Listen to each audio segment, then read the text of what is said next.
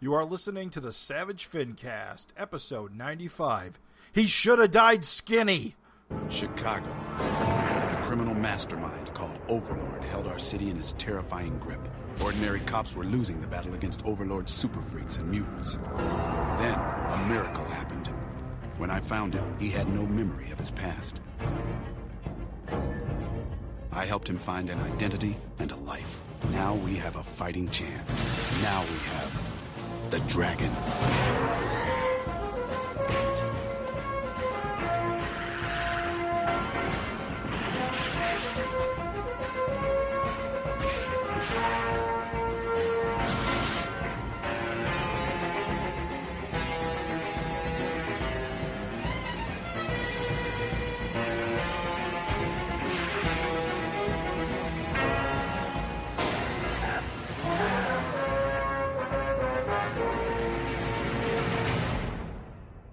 This is the Savage FINcast, the show that if you cut us, are we not cake? I am Jim Purcell. I'm Craig Olson. I am Cakevin Perez. And I'm Scott James. We are back for a very momentous issue of the Savage Dragon, the Big 250. I believe that is your adamantium year. This is our all-out action podcast. And if this is your first time tuning in, this is, of course, the premier Savage Dragon Eric Larson podcast. The only one I know about. The only one that fucking matters. True. Very true. We put in the work. We got a lot to talk about this episode, so I think we're going to keep this trim and mean. So we're going to go right into the news. Right, taking it away right off the bat. The cover reveal for Savage Dragon 253 was proposed on social media by Eric. We got to see two color options, A and B, which Eric was sort of asking fans what they wanted. Just to paint you a mental image, we have a sweet picture of Malcolm taking on Rogue Warrior with a bunch of hands just off panel. And the color variant, one was colored traditionally as you might expect, and the other option was colored with just a flat knockout of all the characters with just sort of like a textured color background. So people voted. I don't know. I'm going to say pretty much I feel like everyone mostly liked the one that was in color, but real quick, we can't do this news without getting you guys roll call. Color or knockout? That's how you can identify which one you're for. Take it Color. away. I would do color. I thought Nikos's coloring job on the colored version was just phenomenal. Nice. Craig. Jim. I also Jim. vote color, as I believe it is very important that Rogue Warrior be red. Cannot argue that. I like the color the best, but I understand the experiment, and it might be cool on other covers, but I don't know. Once you already seen it in cover, and like everyone said, Nikos' coloring job, and seeing Rogue Warrior, it looks great. Beautiful. What about you, Raven? I am team color, although I would say that the knockout could possibly be saved with different color choices. So like if it wasn't yellow on purple, I know that sounds dumb, but if it was like maybe rogue, like if all the characters were red and the background was yellow, just stark yellow or something. I don't know. I feel like the knockout, just the colors are what beat the knockout. The one that was fully colored just instantly looks good. The one that's a knockout, like I don't like that color yellow that they use for flat. Everyone keeps calling it yellow. It looks more like cream to me. It's canary. Yeah. It's like really like a Post-it. Like a Post-it canary. I don't see it.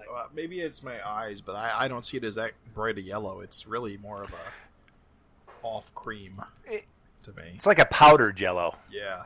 It's not eye grabbing. Whatever you see, it's not eye grabbing. So Right. I feel like colors could have saved the knockout, but as it is, what they had versus the full color one, I'm going full color. Moving right along. Oh yeah. So a bit of exciting news to those who remember the old Savage Dragon cartoon. So NBC has rolled out their very own online streaming service, as pretty much everyone and their mother has at this point. And so because it's just NBC. They had to delve the depths to find anything and anything to put on this service. And so, as a result of their desperation, we finally get a decent source for the Savage Dragons cartoon, both Season 1 and Season 2. Yeah. So Peacock is free with ads, so that's a bonus. So if you just want to watch the Savage Dragon cartoons, you can just Google up their website, Peacock, and they got some other stuff on there. But I think for Savage Dragon fans, this is all that really matters. They do have the Wing Commander TV show, so that Right. 4-part non-crossover. The episodes for Dragon and Wing Commander are on there, but Street Fighter and Mortal Kombat are not on there, presumably because those rights are not theirs anymore. Oh, okay. It is strange to me that Dragon and Wing Commander are still controlled by NBC, but Street Fighter and Mortal Kombat aren't. Very bizarre. Very bizarre. TV rights are weird. But anyway, it is now available, and so we now have footage that is only slightly better than the bad footage we looked at earlier, because I don't know what master tapes they have left of this show, but they look like they're VHS quality, to be completely honest. It's not great. I guarantee the show was made in 480. Oh, I'm sure. It was animated on cells. I'm sure if you got the original masters, like on celluloid, it would look great. But I'm pretty sure it's a case of this stuff was transferred to master tapes for broadcast, and then all the original elements were destroyed. And so this is all we're ever going to have. Right. Which is unfortunate, but it is what it is. It's better. It will be better than those bootleg DVDs you can buy at cons. Right. And if nothing else, I know it sounds dumb, and I know Eric has said many times that he has no interest, but if people watched it on stream, it could potentially throw up some red flag for some suit. Oh, cool. This is getting an awful lot of streams and attention, and you never know what could happen. So hey, fuck it, stream it, guys. Put it on the background while you make love. Craig, on to you. Peacock and chill. Instead of Netflix and chill, cock and rock. There you go. Shockwaves were sent through the Savage Dragon fan community as completists lost their mind last week when it was revealed that an additional variant would be released only a week before 250 came out. And this is the Savage Dragon 250 green blank sketch variant by Scorpion Comics, which went on sale a week before Savage Dragon 250 and sold out instantly. It went for $50 a copy for a blank green cover. 250 of them were sold, so I guess one for every issue that's out of Savage Dragon. Right. But really amazing to me that they sold out so fast. I mean, I guess it's all speculators, because we saw, days later them being flipped on eBay for $80 a pop. They don't know Dragon fans very well, do they? But it was quite a surprise. Again, it was just a week before, 250 was about to drop and nothing had been mentioned. And then suddenly there was someone, I believe, posted it on the Facebook fan page, and there was a link there. But I think a lot of the fans of actual Savage Dragon didn't get in on this until it was too late. Yeah, I saw it on Facebook, and I clicked. I'm like, shit, sold out already? That's great, but I would have loved to have gotten one, but I'm SOL. What's Scorpion Comics? Are they just? It seems like they just make variant covers and stuff. I'm not too familiar with them. Is anyone else? Nope. I tried to look around on this website, and honestly, I don't know, dude. I don't quite get what they are, to be honest. Yeah, it's very strange. I think they're just kind of like a specialty store that does variants. But the funny thing is, you got the green cover Savage Dragon. It's got a cover price of $9.99, but it was never sold for $9.99. so that's kind of odd. It's not like it's Right. it retailed at $49.99. Yeah. It is weird. It seems like a crime. And it's It's got a lot of money. on the back cover, it has the little Scorpion Comics logo, like above the UPC. It's such a bizarre item. I mean, if you're into rare covers and rare shit, this is gonna be rare as fuck, like for sure. Probably rarer than even like the Oscars cover or Yeah. the Flying Colors cover. I'm not sure how Only many- this one's blank. Yeah. It's such a strange thing to have a colored blank sketch cover. I've seen some Yeah. others I like don't know. that. I'm not that familiar. I think they've been like black ones. Green makes sense if you're drawing Savage Dragon head bus. Do you think that if they were going to get an artist to draw a cover, they would have to get Eric's permission, right? What are you talking about? Oh, for a variant? Yeah. Yeah, he said he knew, but he didn't. He knew it was coming, but he said he didn't know much else about this. So, like, he knew, he was aware it was a thing, but he didn't really have a heads up, I think, in any other capacity. Wait, so who decided to make it? I mean, he must have Image? given his blessing. He had to have given his blessing, but I think past giving his blessing, he didn't really bother himself too much to get involved or whatever. See, that's strange. That is strange to me because he's usually so hands-on with this kind of stuff. Yeah. I mean, it's got his logo on it and everything. You don't want Yeah, some like crap I like. artist. Well, what I would assume it was like a deal that Image struck or something. It's like, all of a sudden he finds out we got a cover of the Green 250 with Ethan Van Scriber cover on it. You chose the worst one you could What? think of. What? That's what I'm saying, though. Like, you The don't want to Dilbert be guy. surprised. Well, I think maybe with it being a blank cover, just a blank green cover, he's not worried about another artist doing a cover for, Scorpion. It's just a blank green cover. Sure. Where other companies have had a variant Marvel cover done by Adam Hughes. I think Well, of yeah, Spider-Woman. Well, that's where I was getting at. I was saying if they were going to do a cover, I mean, they would have had to got his permission, right? If they've gotten another artist to do something on it. Right. Maybe. imagine. Yeah. I'm sure. It just I seems would've- weird. I don't think I've ever seen a variant sketch cover that's just a different color. It's just a weird variant. It is Well, a weird variant. And I'm talking from experience. I'm sure it's going to be a pain in the ass to draw on because you're just limited. Unlike the blank white cover, you've got color options. Here you're stuck with green. White Funny you and should black. mention that, Scott James. Artist, comic artist. I'm going to take advantage of you being on this show. Me and you, real quick. We're not hogging up a lot of time with this. Flash round. Surprise game. Lightning round. Things you could draw on this cover. I'll go first. Savage Dragon laying naked in a grassy field. Go. Savage Dragon in a zucchini bed, bare ass naked. Savage Dragon punching a leprechaun with a 4-leaf clover in his hand. Go. Close up of his schmeckle. Oh, close up of his butt. I mean, You just draw a little asterisk. Yeah. a green polar bear blinking in a green blizzard. Yeah, there you go. Just You're on it. two butt cheeks. That's You it. just have a couple hairs coming out. Yeah. Savage Dragon sipping on a shamrock shake.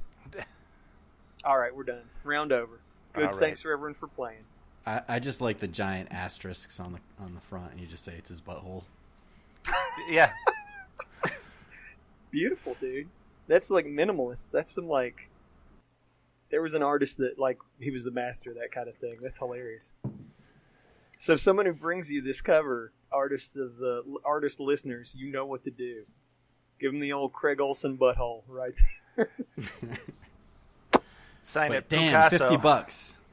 I wonder if that's just a lot of just the cost to make something that limited. That honestly, I know you're going to laugh, but that is actually probably part of it, because in printing, the savings is when you're rolling out a shit ton of something. When you do a small amount of something, it's actually like can be shockingly high. Right. So that's why like so many people, like when I was doing the Kickstarter, people were like, why don't you just get less books? It's like because the cost to get 1,000 was almost as much as the cost to get 2,000. Like I got like 1,000 extra books for like $500. So yeah, probably everyone saw this $50 price tag and was like, fuck these guys. But I wonder how profitable. Yeah, fuck these guys' butts. I just wonder how profitable this was for them. You know what I mean? Yeah. With only 250 of them. Well, and only with only 250 of them, you know, makes you wonder what it cost them to print. Yeah. Right. And this isn't the first time I think Image Books have done stuff like this. There was a weird thing for a hot minute called Ghost Variants. And I know there was a Walking Dead one where Jim Rugg drew Michonne with like a 70s afro and stuff. And so this is kind of like that, where you have these people who are like, hey, I'm going to make these super limited weird variants. Except this one, as you guys have pointed out already, is just a big green blank sketch cover. So I don't know. Weird. Would you get one? Question mark. That's the last thing and we'll roll. I would just for the rarity of it. Okay. You know, I wouldn't. I'd bag and board it and put it away. No interest. I refuse on principle. You know, maybe that's just me being a fanboy going, oh, it might be worth something more, you know, because open all your toys. That's what I say. Well, you know what? All my Dragon comics, I mean, they're just, I've got a big pile of them, and I just go through. I mean, they're all reader copies. So I think the only cover that I kept nice was the nice Naughty Bits one with the Ménage à Trois. Mm. You know, Craig. Yes. Any interest? Yes. You want it? Yes. I'm surprised. If I'm going to dedicate time to track down a rare dragon variant, I'm going to get Oscars or Flying Colors. I'm not going to try to chase this down. So that's my thing. If I end up with an Oscars in my possession, if I end up with a Flying Colors in my possession, then this is like third in line.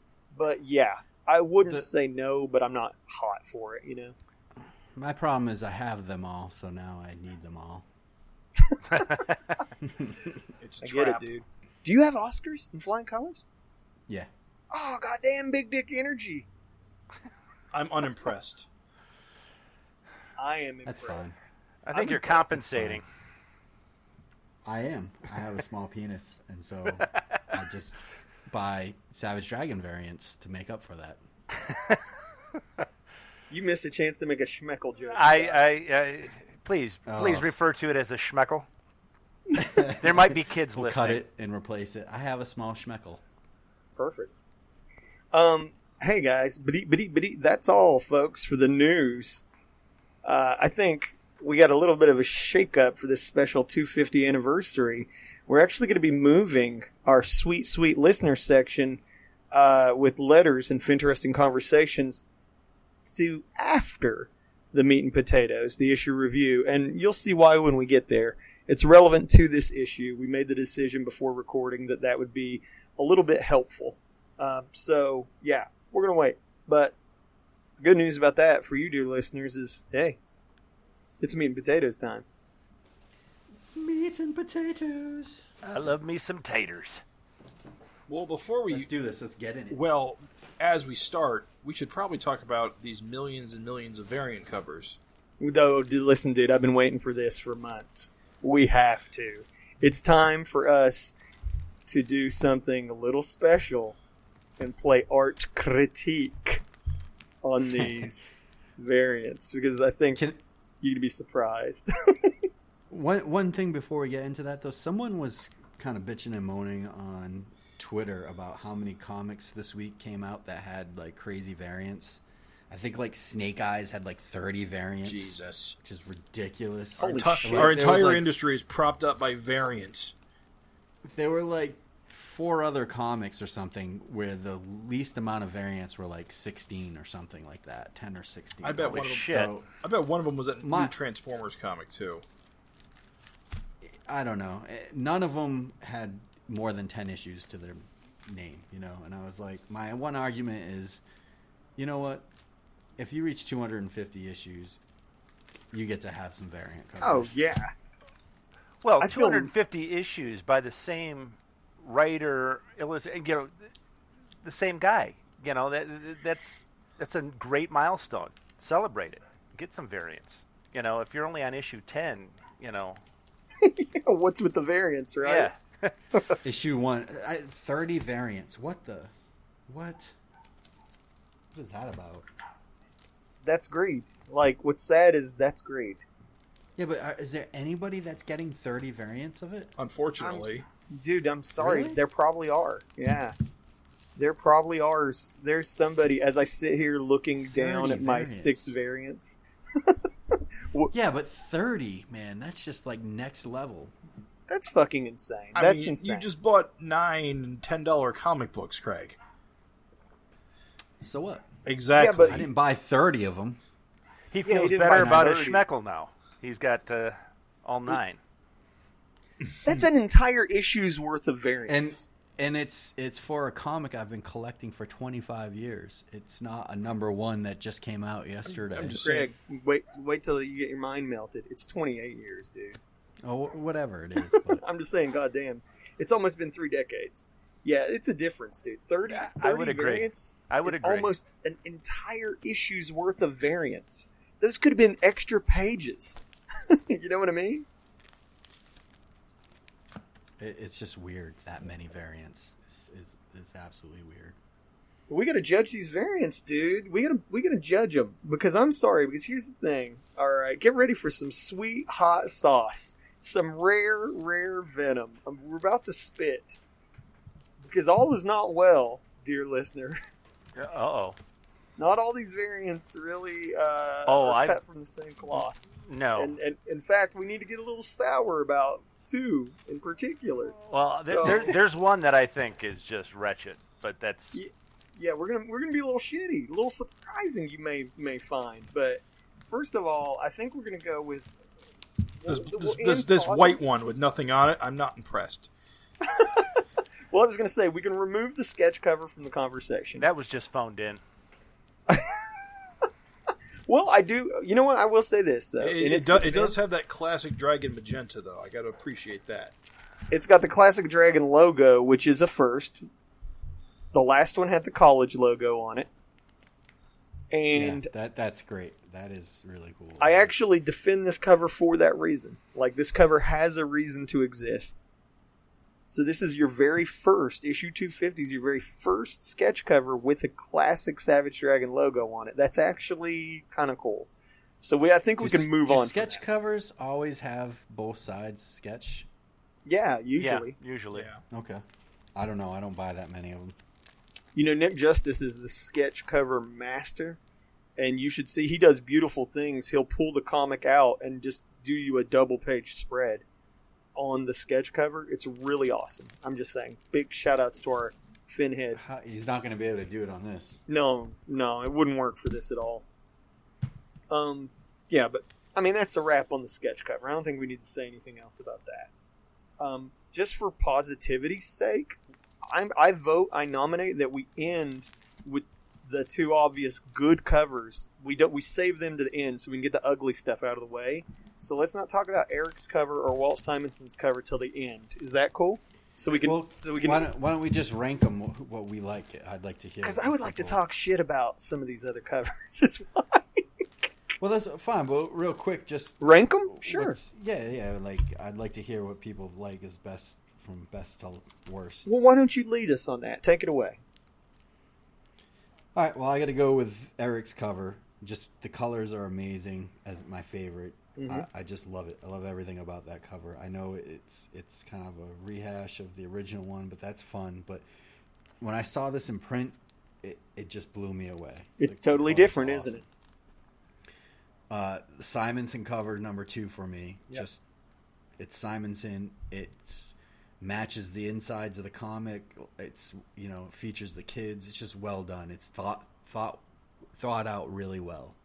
And that logo, good stuff. Eric colored that. Isn't that cool? Yeah.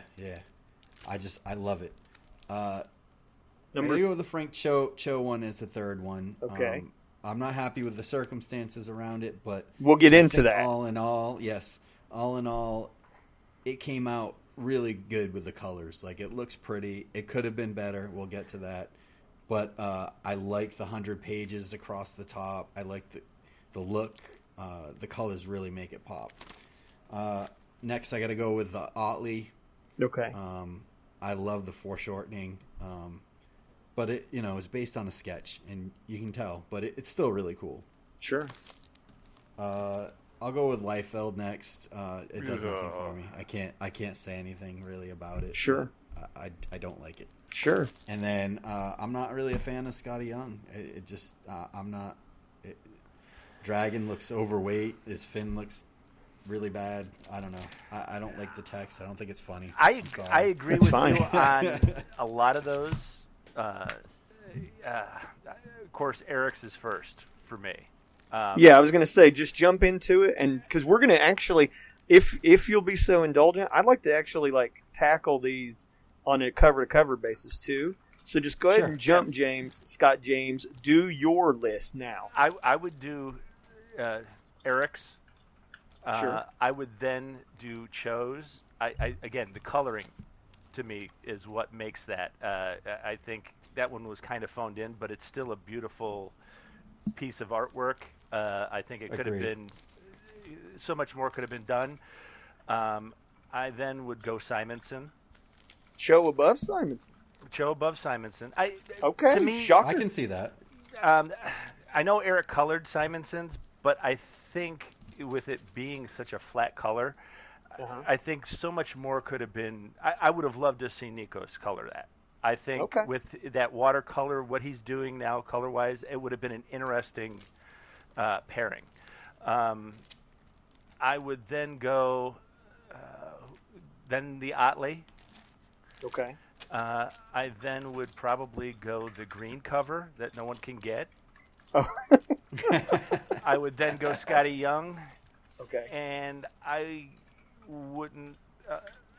The Rob Liefeld cover is.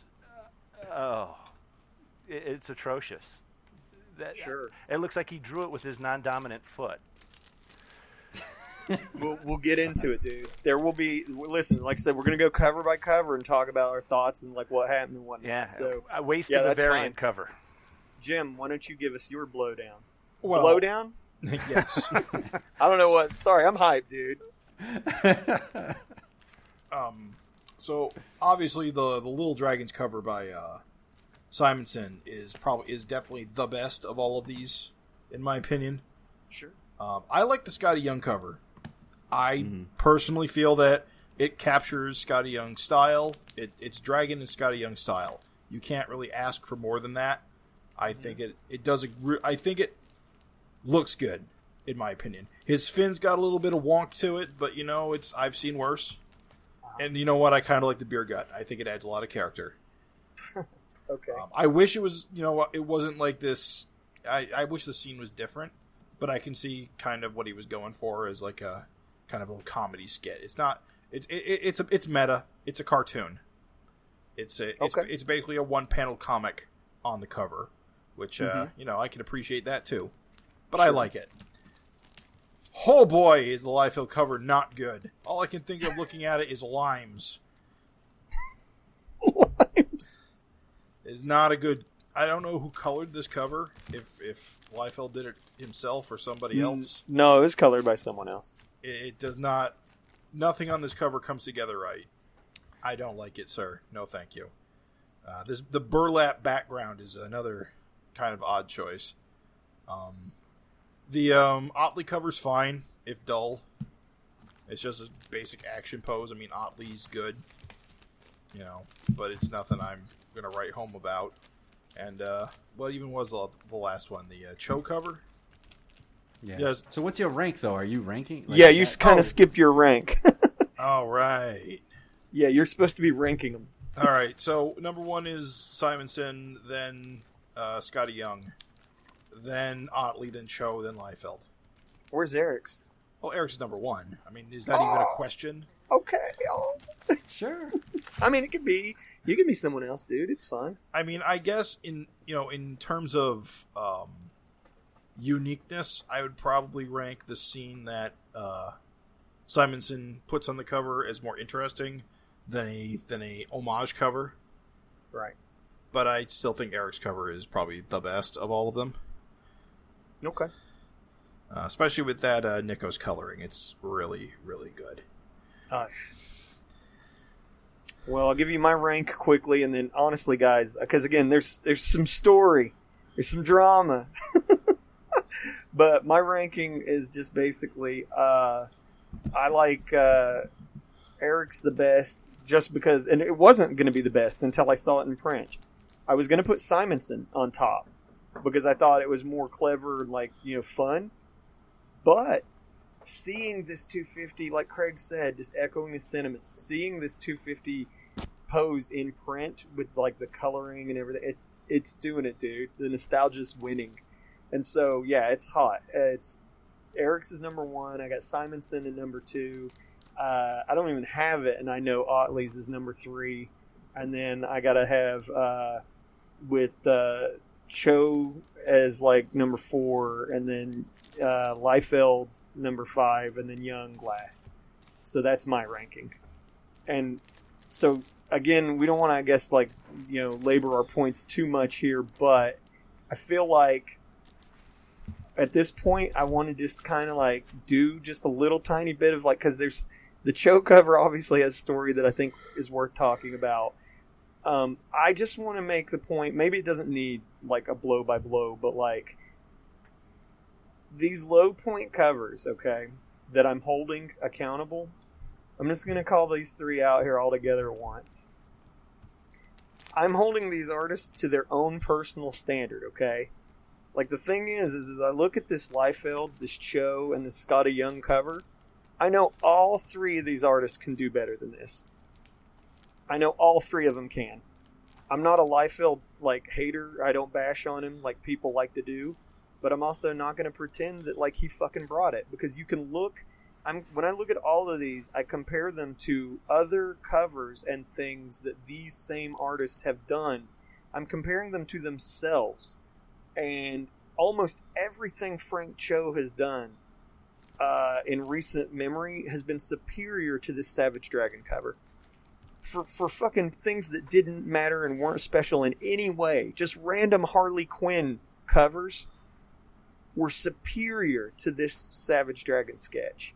This Scotty Young cover, when I look at this and I compare in my mind to the I Hate Fairyland Free Comic Book Day cover that he did, no contest. He can bring it. That's the thing, is that, like, I'm not a Scotty Young fan, but I'm not a Scotty Young hater.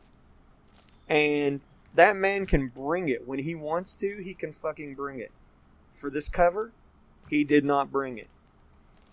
This feels phoned in. I gotta disagree on the Scotty Young criticism. I think this it's cover's fine. Perfectly fine in every way. I think the way Eric's drawn is fantastic, and I just love Dragon's twig legs. Such an exaggeration. I love it. I don't hate that. I don't hate the Scotty Young cover. Is it the one that I want to pick up? No. Right. No, it's not.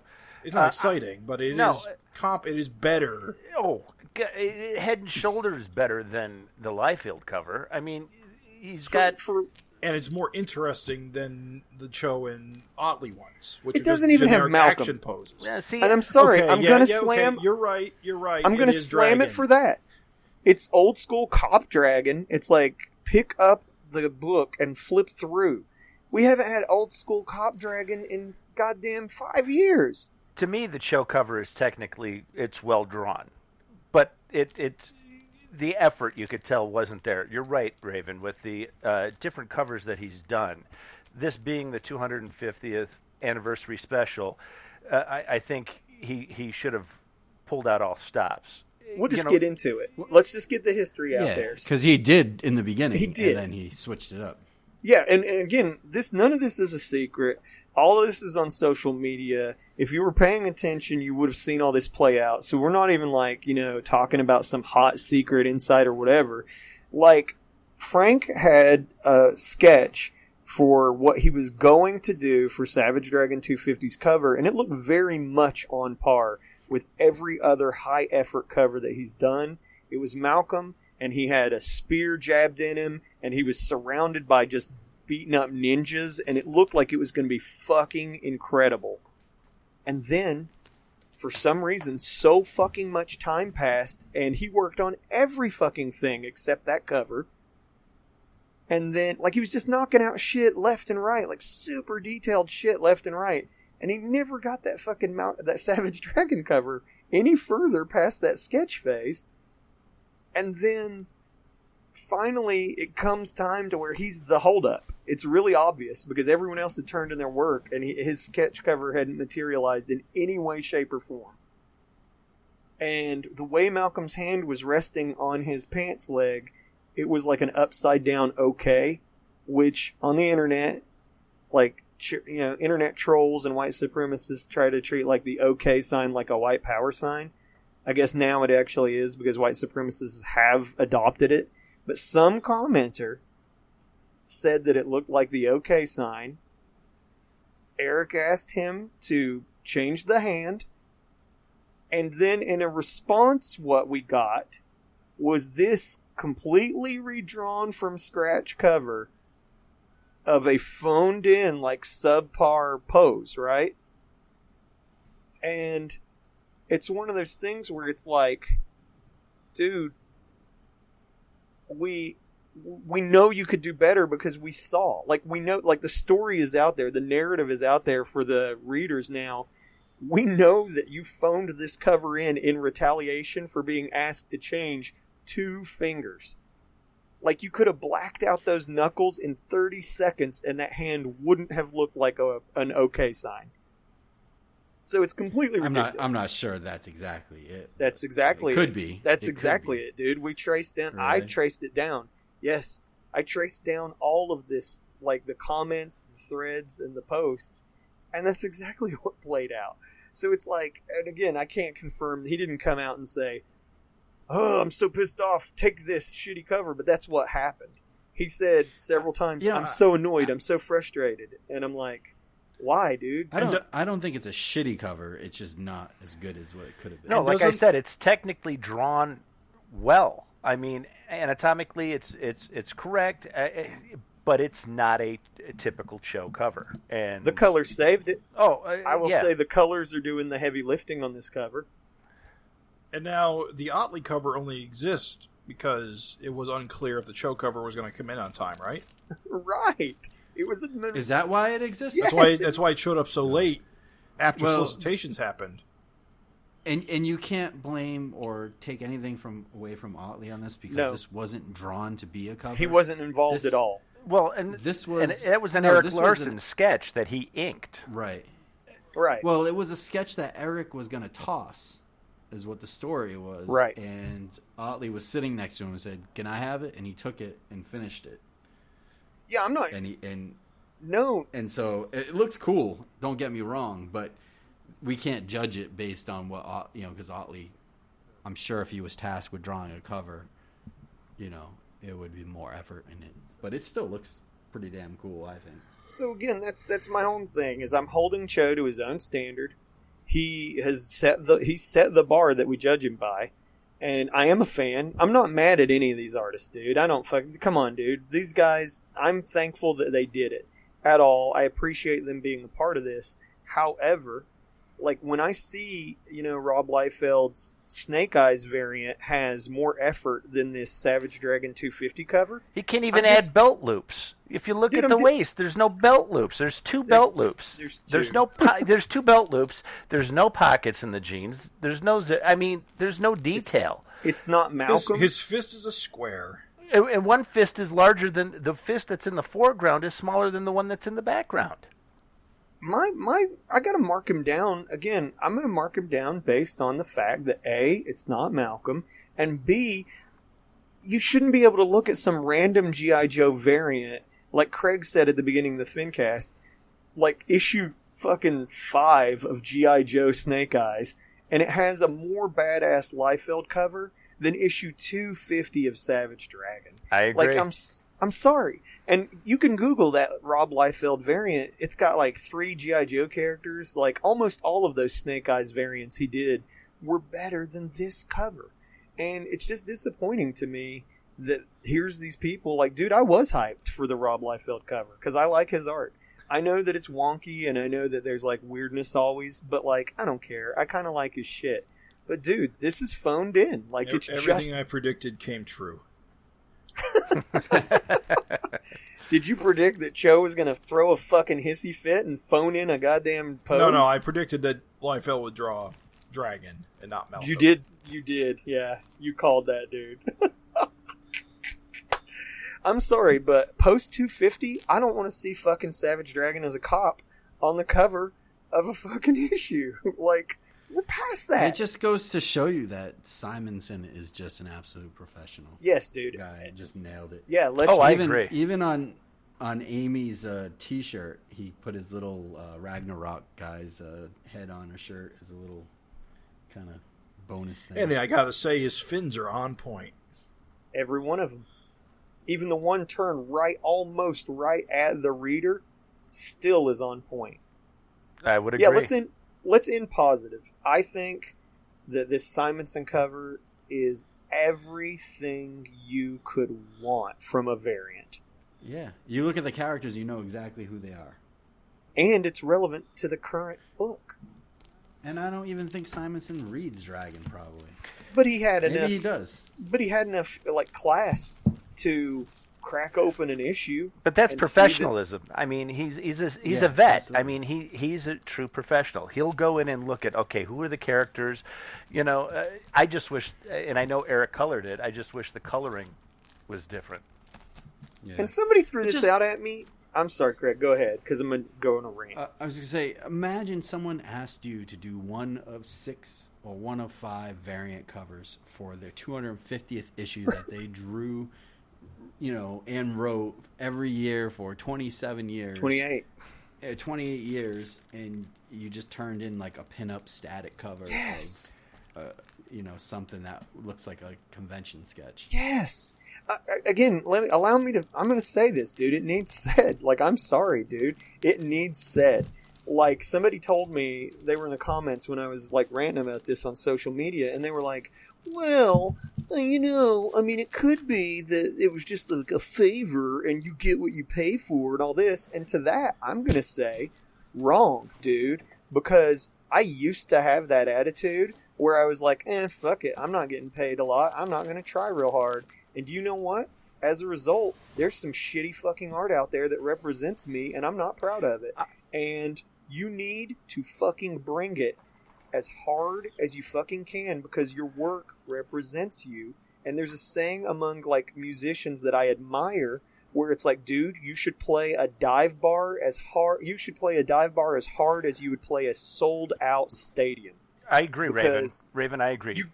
Your work fucking represents you because no one knows the fucking context around whether you were asked to do it for free or whether you were paid what you wanted.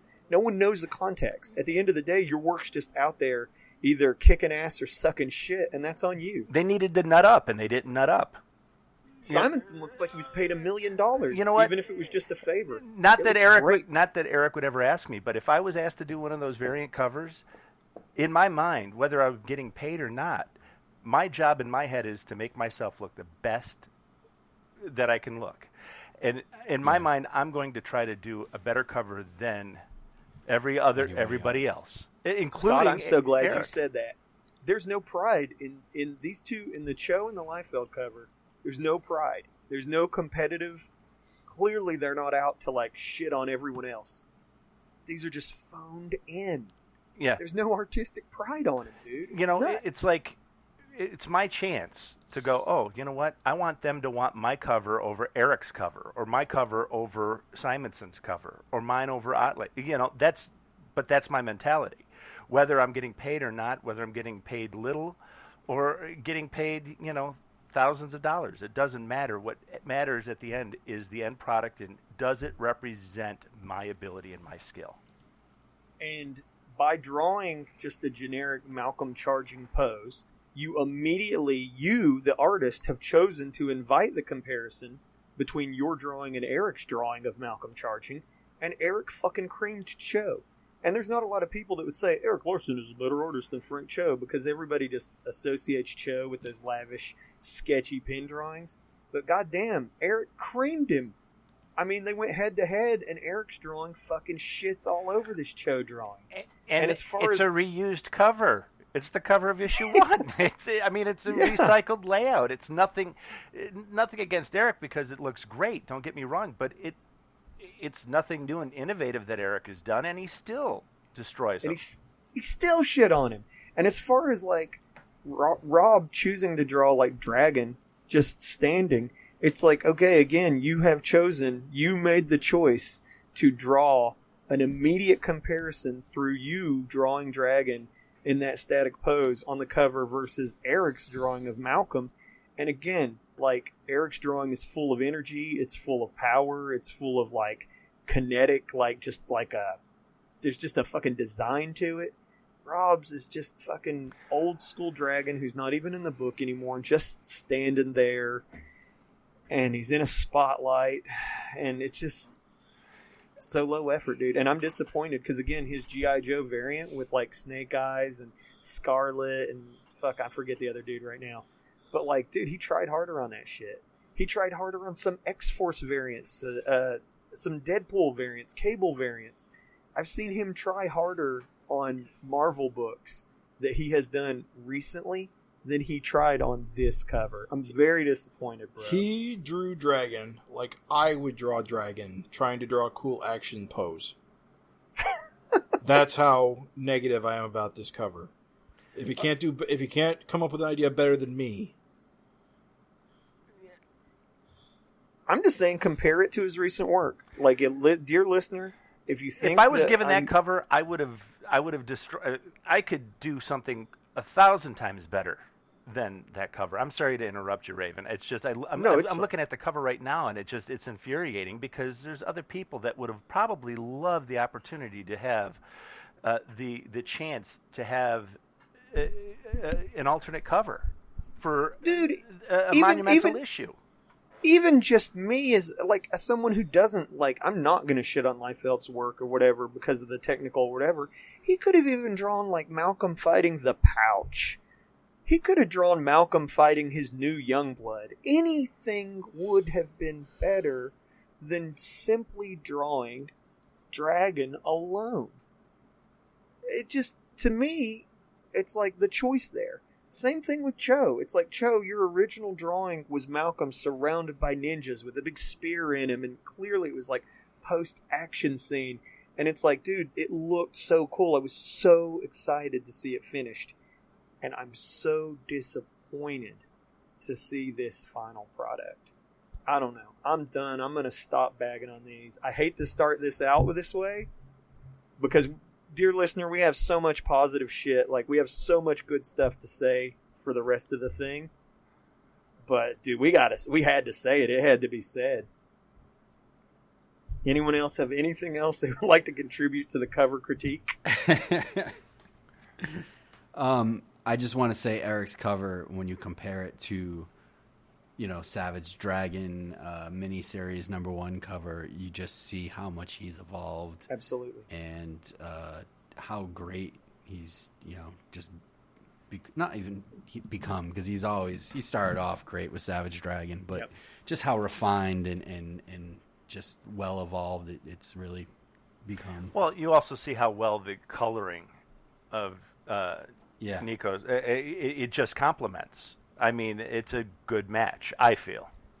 There's a confidence an increased confidence in the cartooning, the anatomy, like just the choices where the original cover used kind of the thin 90s cross-hatching all over. The modern 250 sketch with Malcolm uses bold black shadows in the legs and in the left forearm that's facing the reader. And it's just so much, it stands out so much better like 28 years of this guy just improving his craft. It shows. Yeah. It's fucking awesome. Amen. So shall we get into it? Yeah, let's get into it, dude. Positive We got a stuff whole ahead, lot. dear listeners. I swear, you're in for a treat.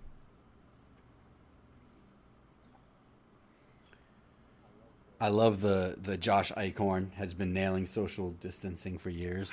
It's awesome, dude. Classic.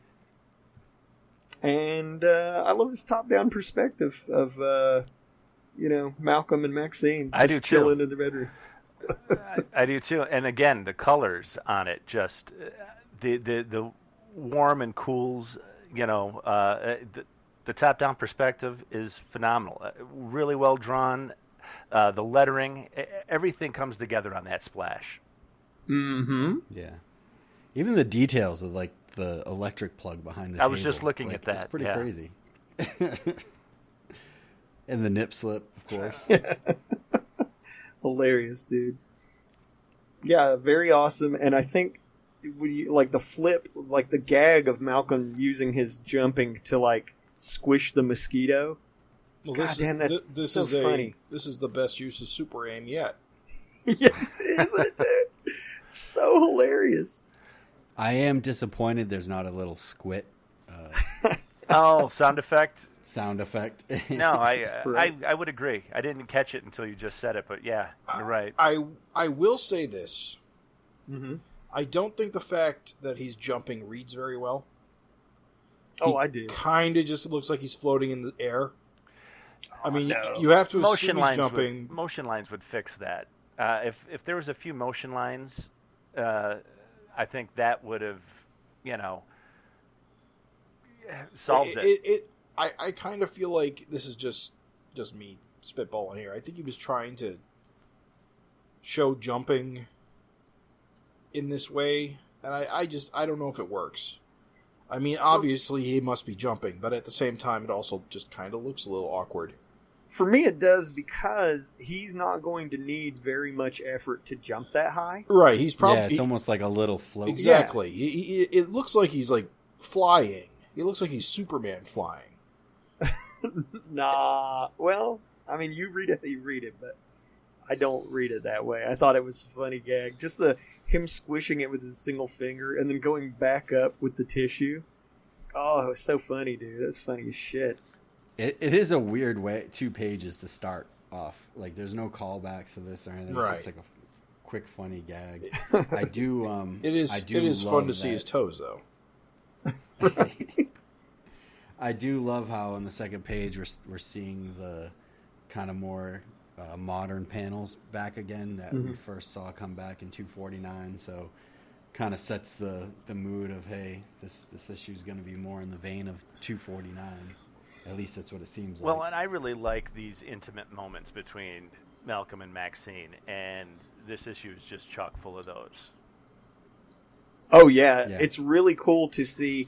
I remember, it feels like not long ago, there was a podcast where there's just this cranky Craig that was just crying about, Maxine only having sex. And here we're getting all kinds of fun, just comedic moments. All right, so we went 2 pages without sex. Sorry, I had to tease. Ravens proved a point. I had to tease you. I had to tease, dude. No, I do think there's all kinds of fun characterization in here. It just goes to show you we've gone 2 pages and you're gloating. So what does that tell you? I think it's great. There's great characterization for everyone. Like, dude, you talk about a jump on issue. I think that there's so much great characterization for everybody. Like just the stink face that Maxine's shooting Malcolm as he makes the joke, about he's like, take off her dress, and like, look at that stink face, dude. That's fucking hilarious. The main story here is perfect. And I know Eric had kind of talked way back when about, hey, how would you guys feel if there was like an issue or the series was more of a soap opera and talking heads and less action? Right. Well, we kind of get that in this issue. There's a lot less action, but more characterization. But this is the perfect kind of issue to do it in because A, it's kind of playing out the whole COVID thing and being locked in. But B, for the lack of action in the main story, you've got a bunch of, additional stories that have a ton of action too. So you're not missing out on much. And the end of this tale actually is really violent, which is cool. But, Right. But there is a lot of talking heads in the story for an issue where we thought that, the vicious circle was going to come out, firing on all cylinders. Right. We get thrown a huge curveball with COVID and this lockdown. Yeah. Which is amazing. And it still makes it fun and super interesting. And I commented about it on Facebook, but for listeners that didn't see that, I think it's amazing too. You were talking about, Craig, you said talking heads. So often in comics, when there's a talking heads issue, that's boring as fuck. Like, if you do it wrong, that's a boring visual. It's a boring read. It's not good. Eric in this issue does things with layouts that I've not seen him do in 28 years, dude. Since Spider-Man. Yeah. And I think what makes his talking heads interesting is the expression, that William Shatner school of overacting. I mean, Maxine, a sex tape? You made a sex tape? You can feel the emotion and the energy, and the stink face that she's giving Malcolm, like you said, Raven, when take off her dress, and his goofy ass face that he's making. Yeah, that's what makes this such an interesting issue. You could have a great character-driven story, but you need to develop and show character. If you just have a flat talking face or talking head, you're going to lose the reader.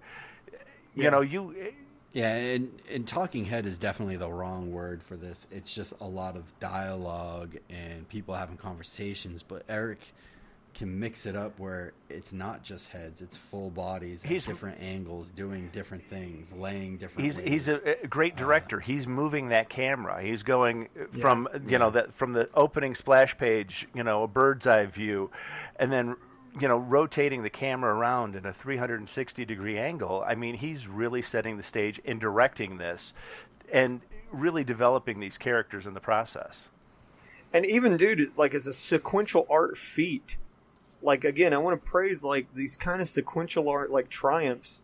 Like the giant panel where it's a profile of Malcolm's face as he's speaking to his creative team. And, again, what, like, problem solving. Like, Malcolm is talking to each of them, like, sequentially. But, like, without even really having your standard left to right thing, this reads crystal clear. You have Malcolm talking back and forth to his entire creative team, and there's not really any confusion. Well, and I love how he's he's showing what's going on with the family in this quarantine as well. I love the lava.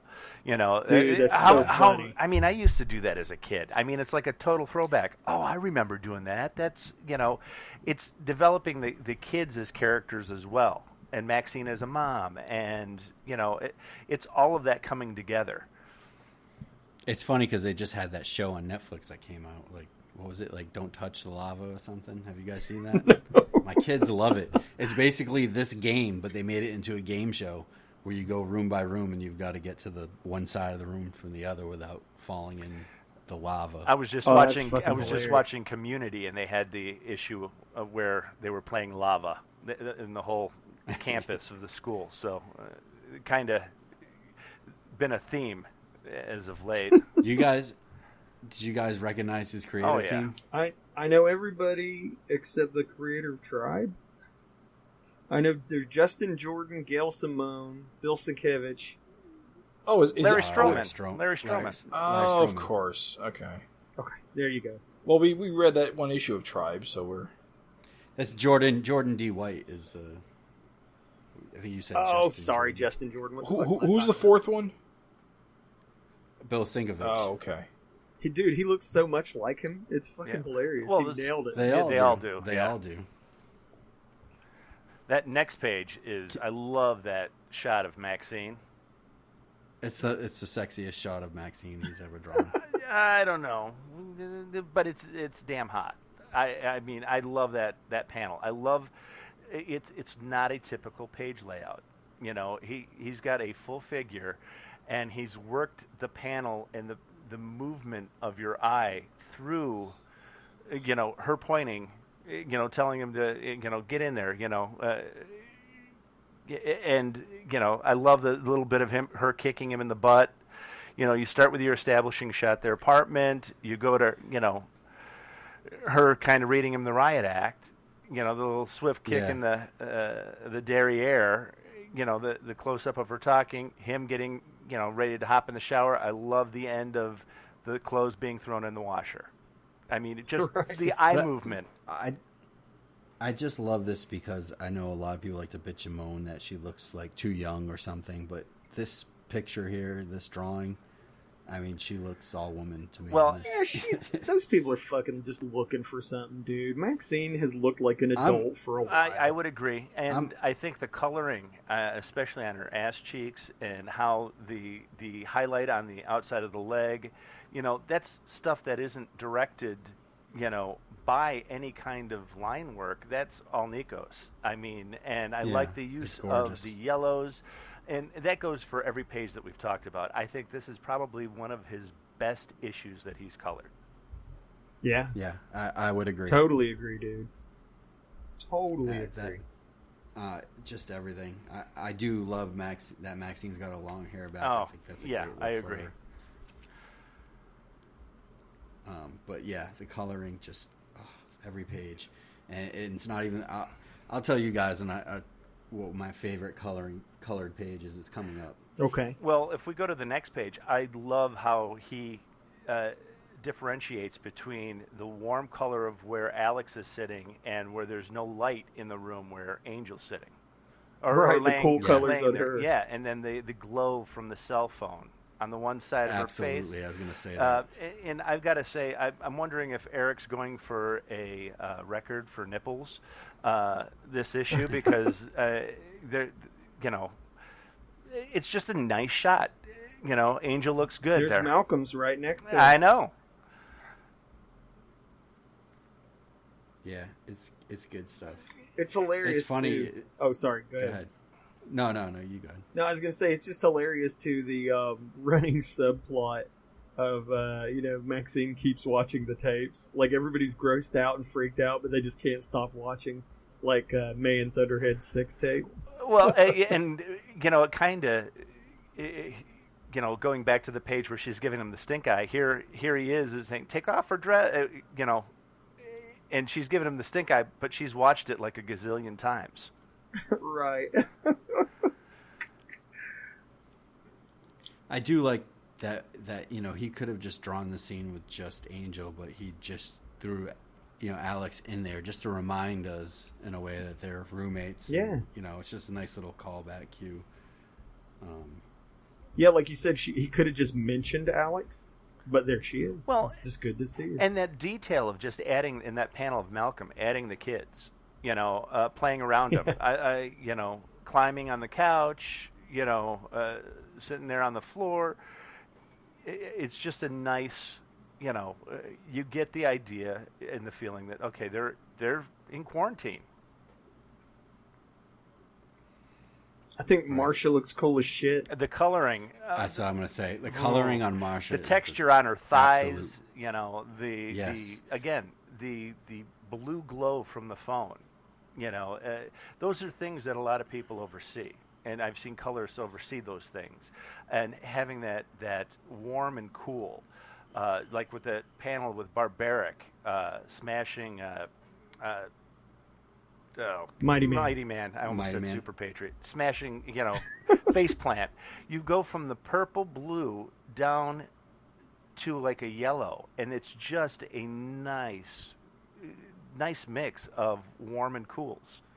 The balance, and I like the little bits of, again, the full figure taking up half the page, and those panels moving your eye, directing your eye, and the pausing. It doesn't matter that we don't see Marsha's face in that first panel across the bottom. We know what's going to happen. It's the same, the pacing, and it's perfect. You don't need to see the faces because you see them in other panels, but it's that comedic pacing. The repetition. I don't want to repetition for the sake of comedy. Yes, that's hilarious, dude. Don't send me a link. I don't want to watch my brother having sex. Why did you see it? Pause. Malcolm, pause. Maybe, it's just, we've all been there. And it's like, if maybe, am I in trouble if I say yes? And it's funny because, like, I think, like, everybody's like, oh, Maxine, she's a sex character. But, like, dude, Malcolm's a kinky weirdo, too. He's a kinky weirdo, too. As you see in this, he's like, maybe. He's like, he's just a little more ashamed of it is all. Yeah. They're a good fit. I still can't get over the coloring on Marsha. Like, she's got kind of like that shiny, like sweaty kind of like just got done with the workout with the freak, the Freak Force guys. Like, it's just, I look at it and I'm like, how does someone color this well? The textures that he's giving, to make it look like glistening sweat on her thighs. It looks 3D too. Yeah. Yeah. It has so much like that. Even in he's the doing back shot where you see the glow on her derriere, on her ass cheeks. It's nice. It's a a phenomenally drawn page. And Eric has also inked like a sheen to her uniform, right? With using the black lines to represent like the dark spots and like a shiny thing. He does it on Dart's costume too, to give it a more metallic look. Mm-hmm. So that's kind of what I think is giving it the 3D look. Yeah, her costume is really reflective looking. Like, it looks really metallic. Well, and if you see where Nikos is zinged in, those hot spots, those, almost white areas, that really light blue, and it just, that adds to it. I love her costume with the Doc Martin type boots. Yeah. Like, just a cool look. Simple, yet She's great. a cool character. Very cool. I love this second page, like this too here, you just see the kids hanging out, and you got Greta Gearbox. Again, I love all through this issue the recurring theme of just a character just taking up a whole page. Mm-hmm. Like just dominating real estate and yet not really like, ruining the layout. Well, and even this, the Greta Gearbox one, it's another different take. Your angle is kind of like looking up, like you're one of the kids. Right. Yeah. Well, like she's standing in front of the door, with her arms crossed, watching the kids play, making sure that they're not interrupting fun time with Maxine and Malcolm. And the use of the zipatone is cool. Like, it just really works here. Yeah. Yeah. For the shadows, I mean. Jack annoying him. What a little dick. Don't play with Tyrone's fin. They're Amy and Maddie also reading Chris Eliopoulos' book. The Yawns Are Coming. Okay. I was wondering, I was like, dude, what is this book? It's clearly like really high def. Oh, that's nice, dude. That's a nice touch. I couldn't tell in our digital preview copy, but like here in print, it's like super obvious. And I love the last panel, how it's broken and jagged. That's where it reminds me of Larson's Spider-Man work, where you'd have those panels that were, all jagged and had that energy, and it just adds to, naked Maxine leaping, Which again, I'll say what I always say, like that adds to the comedy, like having that action panel and all the zip lines. As she's like running towards him, just you, me, and my unquenchable desire. And the reply, hot dog. Hot dog. Like, what is she wasted no, again, though? No, I don't. Bubbles? She's got the wobbly speech bubbles, yeah, you're right. and her face is slightly flushed. Oh, you're right. Yeah, she probably has been hitting the sauce. You just don't see it. It has to be, right? I don't know. Well, with the wobbly bubbles. Well, I'm glad you guys pointed it out. I actually didn't notice that until just then.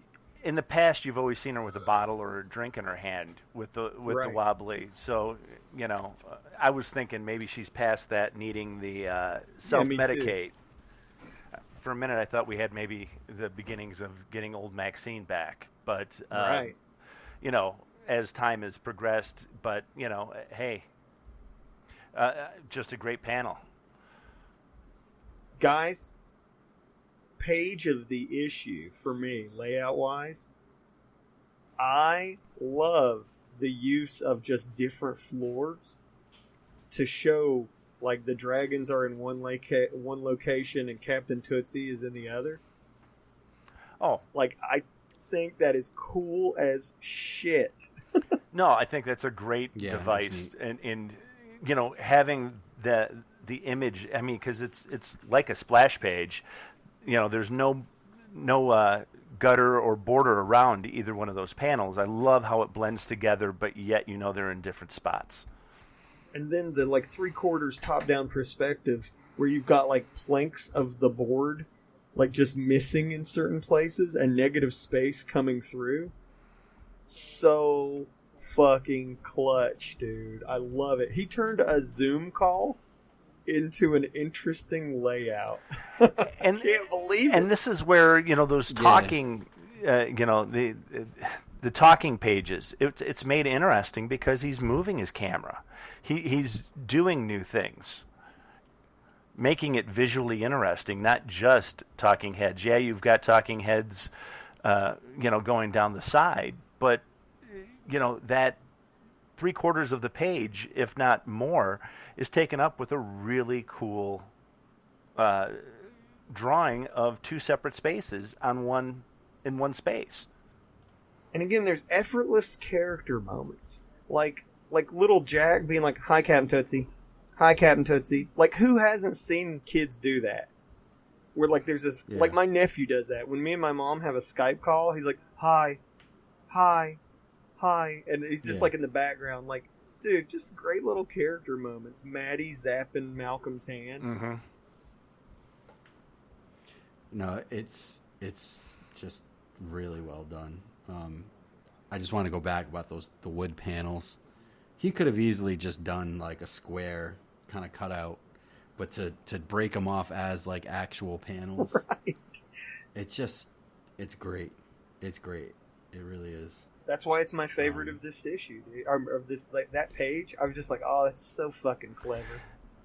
And I'm so happy to see Tootsie and the Legion back in it. Like, I feel at this point we know they're going to be, continuing supporting. Well, cast. It's and I not even just- like at the end, Amy saying, "Tell Maybelle that her, I like her pretty dress." It's a total girl thing. So And a callback to her whole Amy fights alone. yeah, Like, my pretty dress, that whole thing. yeah. Now the Amy might grow up to be gay. No, I'm kidding. yeah, jeez. You never know. It could be foreshadowing. In this book, who knows? I really liked the next page and the device. The throwback to Spider-Man. Just the use of the webbing. Yes, dude.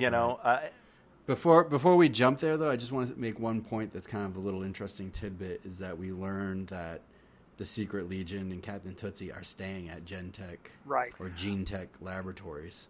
Yeah. So that's That pretty is. interesting to know. We should talk about the story, too. Like, Tootsie mentions to him, the reason why they're staying there is that some teenagers broke in and fused a space squid onto one of their chests. So we instantly know who this is. Oh yeah. Like, they're talking about the Vicious Circle, like, Junior League.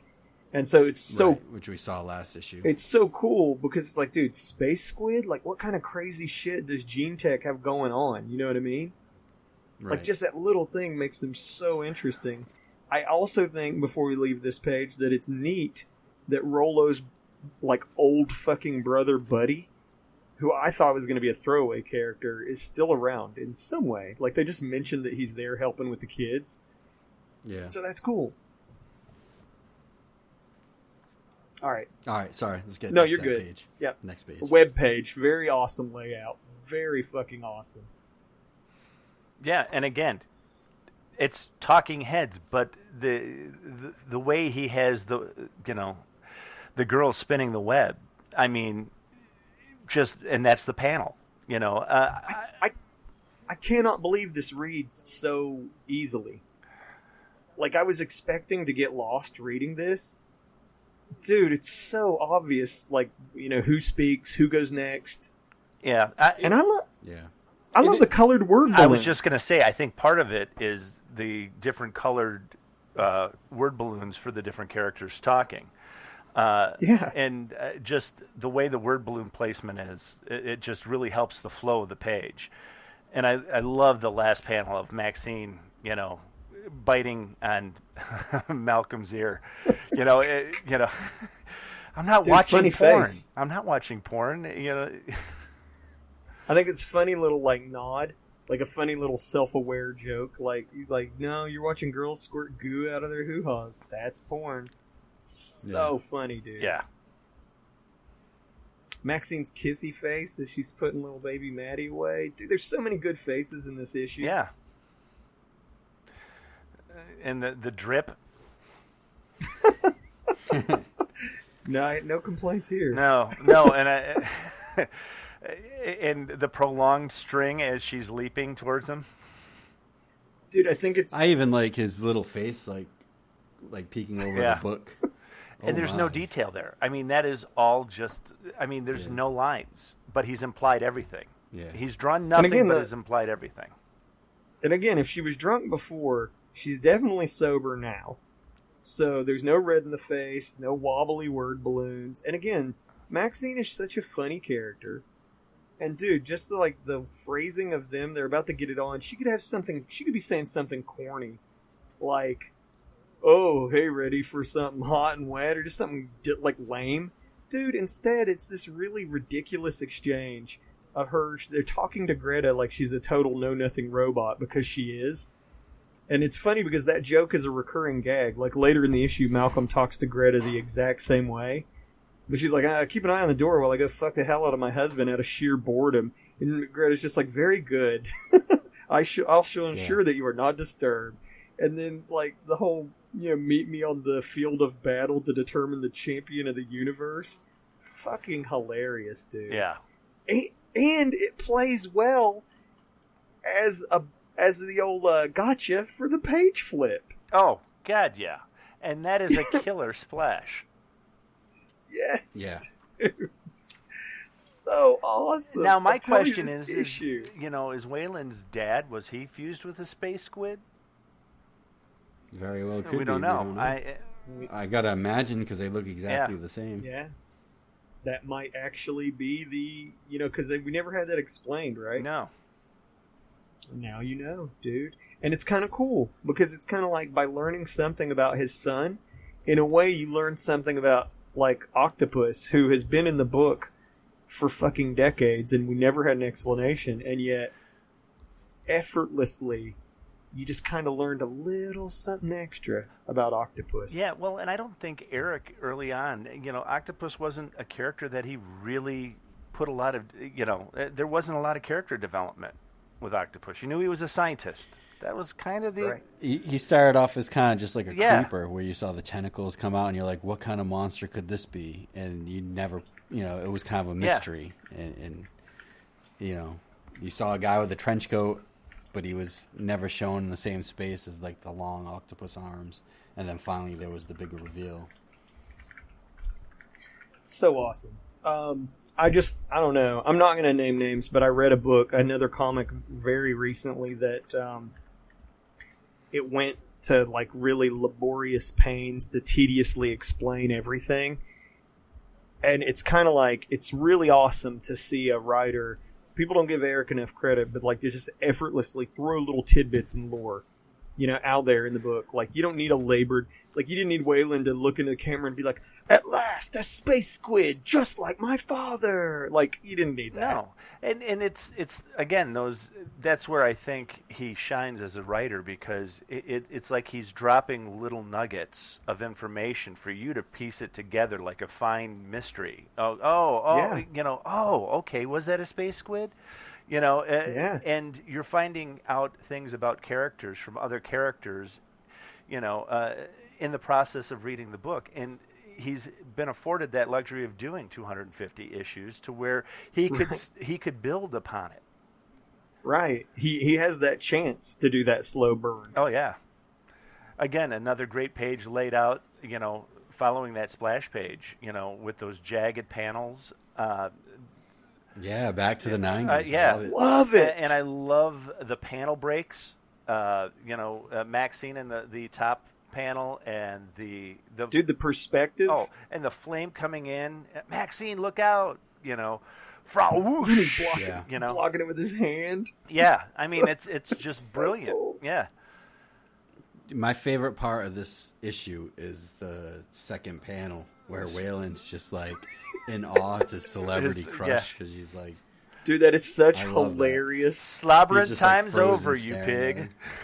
Yeah, dude, the hilarious like characterization in that moment where she's like, "Oh, great, there she is, Waylon's Celebrity Crush, bare ass naked, die, bitch!" Like the jealousy, dude. Don't forget, they're still young, Right. young kids. So he's just like mesmerized by his naked broad. Right. Oh, it's so funny. Like I said, effortless characterization, man. I want to go back to what we said in issue 249, where, we had a good decade plus of just traditional panels, and starting with last issue, he kind of threw the 90s panels back in the mix, and it's so refreshing. Like I'm so happy they're back, Like, but dude, I love the traditional panels, and I was happy with that, but now I'm also really happy that he's drawing all these crazy panels. But what's even better is that he's got the decades of experience and the confidence of execution to do something better. Yeah, to like have the panel breaking. I just want to say again the layout of that very first panel where you've got just that crazy perspective of Maxine like going like towards the reader, and yet like Malcolm's in the background with just such a killer action shot of him getting stabbed. And then just the way she's breaking the panel, like the flow is perfect because the bed provides just enough room for her the villain's like word balloons to go, so you're not covering up anything cool at all. It's just it's fucking dude. And that's where excellent. I think his layouts, the years of him, I loved his Spider-Man layouts. Don't get me wrong, but these are to another level. It's a throwback. Absolutely. It's a throwback, but it's not. It's almost like it's evolved to where there's a lot more clarity, and things that are very important aren't getting covered by the figure breaking the panel. It almost seems effortless the way he lays this out. But if you digest all from each page, the panel to panel movement and how your eye moves across the page, especially with those large figures, it is a master's class in being creative with your panel layouts and storytelling, and being effective in your storytelling. Absolutely. One thing we didn't talk about, and just because there wasn't really much to talk about in the first few pages, but now that the action is here, is this lettering by Ferran Delgado. Hell yes. And just look at this page that we've been talking about, and how much of the art is lettering here with the IE and the hack, the cracked hack. The Frau whoosh, where it's flames on the whoosh part. Right. And then even like the Artie Simek type Maxine lettering. Maxine, look out. Like just the art of it all. It looks beautiful. You know what? It really the sound effects, I mean, that's a given, but there's a lot of subtle stuff that he does with, I think of that web page where, the different colors of the balloon to decipher who's talking and helping, so it's an easier read. Right. You said web page. I was like, I'm sorry. And then I don't mean to go backwards. We're moving forwards, but it's sometimes those pages that aren't, that you don't have the sound effects, because he does beautiful sound effects. That's what draws you. Like, oh wow, right. But even that wobbly word balloon of Maxine drunk, those are little subtleties that really propel the story and give add to the characters that Eric is portraying, and they're just little subtle things that Well, it's honestly, like I always say this, like lettering is an art, and it is vital, like to a visual medium like comics. Yeah. Like there's no sound.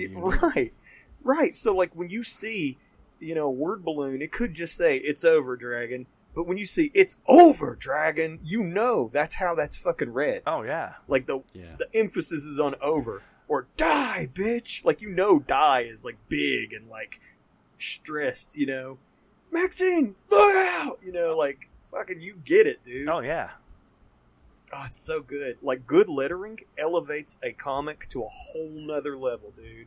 And, like, Farron is just kicking ass. Well, like, he is... He does. I love his lettering. Absolutely love his lettering. And, you know, how he comes up with, you know, what he does with the title splashes, you know, to, you know, even how he, you know, depicts someone who might be a little bit drunk, or, you know, just those little subtleties, because I mean his sound effects are just off the chain. Yeah, you know, but to really delve into some of those subtleties that he does, you know, it's just it gives so much more emotion. Well, like, okay, like, even, like, here's a place where lettering is just shining like fucking crazy, where the lamp is getting hurled at, like, the, like, Inferno daughter. Bonk. Yeah. Like, just, and the eye going, like, all huge and, like, behind her foot, behind her right foot, but over her left foot. Yeah. So good, dude. I mean, yeah, and then going into the, you know, waking up the kids. Yeah. What was that? That was mom screaming. It's like, oh, dude, mom's in trouble. Like, just the emphasis, man. You know, and Amy, We'll give some props to Eric. Dude, look at Maddie. Crawling action. Like, did you ever think that a crawling, like, a crawling child could be given, like, a cool action pose? While she's sucking her thumb. Sucking her thumb, crawling action pose. That's over the top, dude. It's ingenious how he has 4 kids and you can tell them all apart instantly. Yeah. You know, like, that was such an ingenious kind of way to get around it with the, you know, different races and different shades of green, and right. It's just cool because, you know, it really takes some thought to pull that off. Right. And you instantly know who's well, who and just when you look Jackson's at those kids. eyes, you know, you really see Angel. You know, those blue eyes. Yep. And again, another great full figure. You know, on the next Yeah. page, you know, Malcolm. Just that butt shot, dude. Yep. And then you've got that the tilted floor, which Yeah, just the tilted perspective, dude, really sells the action. oh yeah, Yeah, Malcolm looks like he's in trouble. Like, that's what's so cool is it's like, dude, like they're kind of doing okay. He's cutting the shit out of Malcolm, you know. the one thing that Well, really, it's only Cutthroat Kid that's Damage, doing all yeah. the Cutthroat damage, it does seems. a surprising amount of damage. He must have a degree of super strength, to a Yeah, degree, like yeah. his dad. just not, you know, significant. I wonder if Malcolm was just distracted by being naked. well, and You know, Eric always described Dragon's durability in a way I never forgot. He said it's like a bulletproof vest. He's like, you can stab through it with a really hard thrust. He was like, but it will stop a bullet. Right. It's So kind of that fits in line with the durability, you know. my only question I have on this page is, okay, Greta's outside the door. She wouldn't hear all the other voices and the screen. That's the only thing that you know. I'm like going, okay, the kids hear it in their room. I do. Well, she does hear it. She acknowledges she hears it. It's just she's so used to their sex being so aggressive. Yeah, that she disregards it. That's the gag. It's also potentially That's the gag. suggested that there's, you know, she's used to the sound of multiple multiple partners. So yeah, I guess that. Or maybe there's sinister motive. yeah, Oh yeah, that's the thing, because again, you don't know that Greta can't be manipulated in some way. You know what I mean? I really think just the gag though is that She's you kinda know, There's clueless. a bunch of shit getting smashed and stuff, and she just thinks it's a normal thing. Dude, the splash page. You want to talk about like just the use of space on a page? I cannot believe how cool this page of the kids bursting into the bedroom. Oh yeah. It is such a cool page.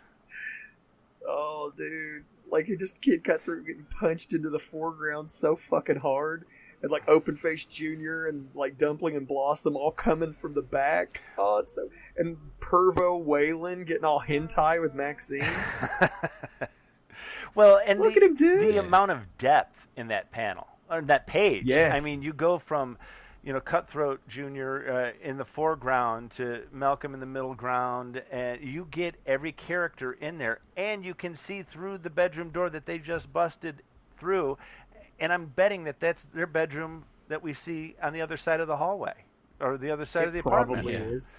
It probably is. But dude. that And depth. Eric actually has mapped out the apartment.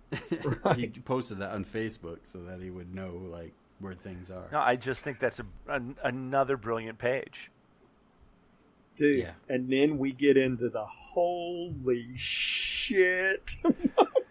Kids are kicking Like- some ass. Yeah, see ya, Waylon. Oh, Action Jackson, dude, Yeah. with the decapitation. It's more of a So much head happens on that explosion page. more than I mean, shades of his father and Solar Man. Fucking scanners. Wait, his father. Oh, not his father. fa- I'm sorry, his his father grandfather. is His it- grandfather, not his father.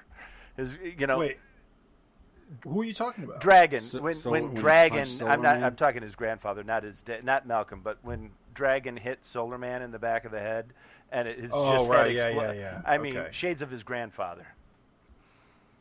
There's just fucking. Or an when ear Dragon fought Kerr, remember? Oh yeah, Malcolm fought. Was it Malcolm or Dragon? Dark Dragon. Dark Dragon. I Yeah. forget. Yeah. Dude, she just fucking lights Jack up. And then gets her own Boom. kaboom. Yeah, Amy. Goddamn, dude. And then it's just like you said, Craig, like action after action. You flip the page and goddamn, dude.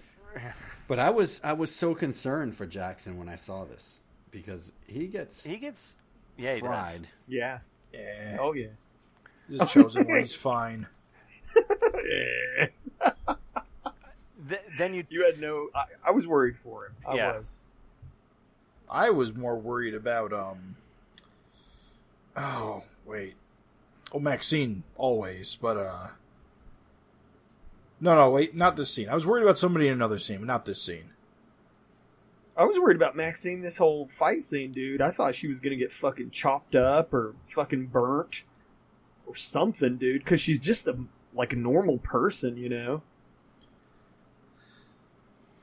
Dude, Vicious Circle Junior's got just obliterated. Yeah, Yep, but at least the shit monsters survive. Oh, dude, Well, yes. open face, I won't man. lie. Oh man. Goddamn open face, dude. I like how they're trying to punch Dragon and it's just splattering. Well, and then my question Yeah, is exactly. is that Open Face's foot or is that Dragon Schmeckle that we see? Here's what's funny. So It's a digitally, fight. I thought it was a State Fair zucchini, but in print, you can clearly see the shine of the shoe. Oh, can you? Okay, because I'm Yes, looking on yep. the digital. Yeah, I had the same. I was Eric's still cowarding out. I wonder if that was done like that on purpose. yeah. Probably. Oh, it had to be, dude. I won't lie, guys. I'm sad to see Open Face Jr. and Waylon and fucking Lady Inferno. I'm sad to see him gone. I would agree. I Hero. was hoping to see Yeah. more development of their character. I mean, we started to see things Yeah. when they're coming over the border, and you're starting to get that interest in the character. But now they're gone before you really get to know them. But But And they're more of Malcolm's villains Yeah, too. right. Which I we need am more going to say recurring something Malcolm controversial to this group based on what all of you are saying. No. Uh-oh. No. I have No. not liked these guys since their introduction because they are Really? they are too similar to their parents. And if there's one Okay. thing Eric doesn't like doing is repeating himself, and I knew, especially like the way the first time they all got tossed in jail immediately. Uh-huh. I knew they were not long for this world. They are fodder characters. They are here to push Dart's agenda. All right. Can I but say my one question thing? is then Dart is, I mean, she's been done. Good, Can I say one thing, though? Well, I wouldn't put too much faith in her living much longer either. I'm going to say three She's things. definitely lived quite a long time though. I'm going to say three things. I'm going to say, one, I think that they're introduced into the book the concept that any normal human, can be bonded with a space squid. So that's fucking crazy. If you think about it, technically that means anybody that could like break into a gene tech lab could become like an octopus type. Yeah, but character. where are the space squids coming from? So Jim, I don't know. But I'm just saying it's another toy in the toolbox. But you dude. also need some kind of genius like Open Face Jr. or something. Well, that's the other thing I was going to say. Wasn't he a clone? yes, So Yeah. 2, yes, he's torn There in could be half, other clones. but there could be other clones. And then 3, my final thing, as sad as I was to see these guys go, I think the right characters survived. Dumpling and Blossom are way too interesting to throw away. And if you remember in the last issue, they had sort of a romantic thing going on with... didn't they have a romantic thing going on with Cutthroat Jr.? yeah, and Waylon. Well, they liked him, They- but I don't think it's reciprocated. Well, exactly, but still it's there. So I'm saying now you Although I found it really interesting that based on what she says, Inferno was way into Waylon. Oh yeah, oh Yeah, yeah. some Well, of the stuff and you she see says- that in this issue here, Because she's jealous of Maxine, and Right. Waylon's obsessed with her, so obviously she must like Waylon. right? So it actually that relationship getting cut short is actually what I will miss. I just think it's cool to have them sort of. It's cool to have them sort of have this dynamic now where their friends were just fucking murdered, Oh yeah, Oh yeah. and so they have way more reason now to hate Malcolm than ever. But Malcolm The whole family. Malcolm straight up. Yeah, Well, Malcolm tells Cutthroat Jr. what the score is. They were sent here to die. right. They Yeah. were not respected. They are considered fodder by Dart. So I think it may turn Cutthroat Jr.'s life around. And can I also say, I feel like, maybe I'm wrong, I want your opinions on it, Malcolm talking him down, being like, bitch, surrender or my goddamn robot maid and my children are going to shit down your throat. Don't you feel Yeah, there's I love that. parallels Oh, yeah. Yeah. to the whole, like, where Dragon looks at Cutthroat, he's like, dude, you just got to fucking give up. And he Yeah. does. Yeah. Yep. Well, and that's kind of a Absolute throwback to callback. callback to when him and Angel. His Well, old no. man. I guess that's a callback to issue number 1 too. So that's Yeah. that's poetry. And he's Isn't that cool? and he's already beaten him one time with Angel. Him and Angel, because Eric did that throwback to when Dragon fought. What was it? First fought Cutthroat. His old man and I forget his wife's Glowbug. Glowbug. Yeah. So, and I think that's just a great shot of Greta walking in. Right. Yeah, the Yeah. pose where she's like, all her weight's on one leg and she looks ready to kick ass. Yeah. It's cool, Yeah. dude. Yeah, and I love. Because I don't think of her as cool, but that's a cool Yeah, pose. and she doesn't seem so automated there. She actually seems like she's got a bit of personality just by the look on her face. You Right. know, and I love Action Jackson. Victory! Dude, isn't that hilarious? I love how Malcolm though like you guys hit on it, how he talks down to Cutthroat Kid. Basically like, you know, between my superpowered kids, my robot maid, and myself, you guys didn't stand a chance. These turd girls, give me a break. The best they can do is make me nauseous. They're soft as shit. And it's basically just like ripping him a new asshole, like you're done. It's like, And the You look guys on his face fucked on the up. next panel is like, Yeah. you know what? You're fucking right. yeah, he's realizing. He's like, I don't want to Let me die. drop my knife. He's like, and he's so like dismissive of him. He's like, while you've grown into quite a little scrapper against me and the others, that's just not going to work out for you. Yeah, dude, so shitty. He's so rude and condescending. It's great. It's a great sequence, dude. God damn. And again, that fight sequence was just a few pages. But holy shit, dude. It delivered so much character and so much action and The smoke still coming off. Oh, Jackson. yeah. Smoldering. Yeah. Victory. I know. I love that. Victory! Victory is mine! You know, and when we move into the next page, I forgot to mention this earlier. I love the device Eric uses with the calendar dates, showing the progression of time of being in quarantine and this pandemic that's going on. I mean, it really helps move us along in time. Right. Yeah. I gotta say, I love these thick outline inks that Eric's been using all issue. Oh, yeah. And shout outs to this Scott Pilgrim shirt. Well, I think those thick lines, that's a great shot of Maxine.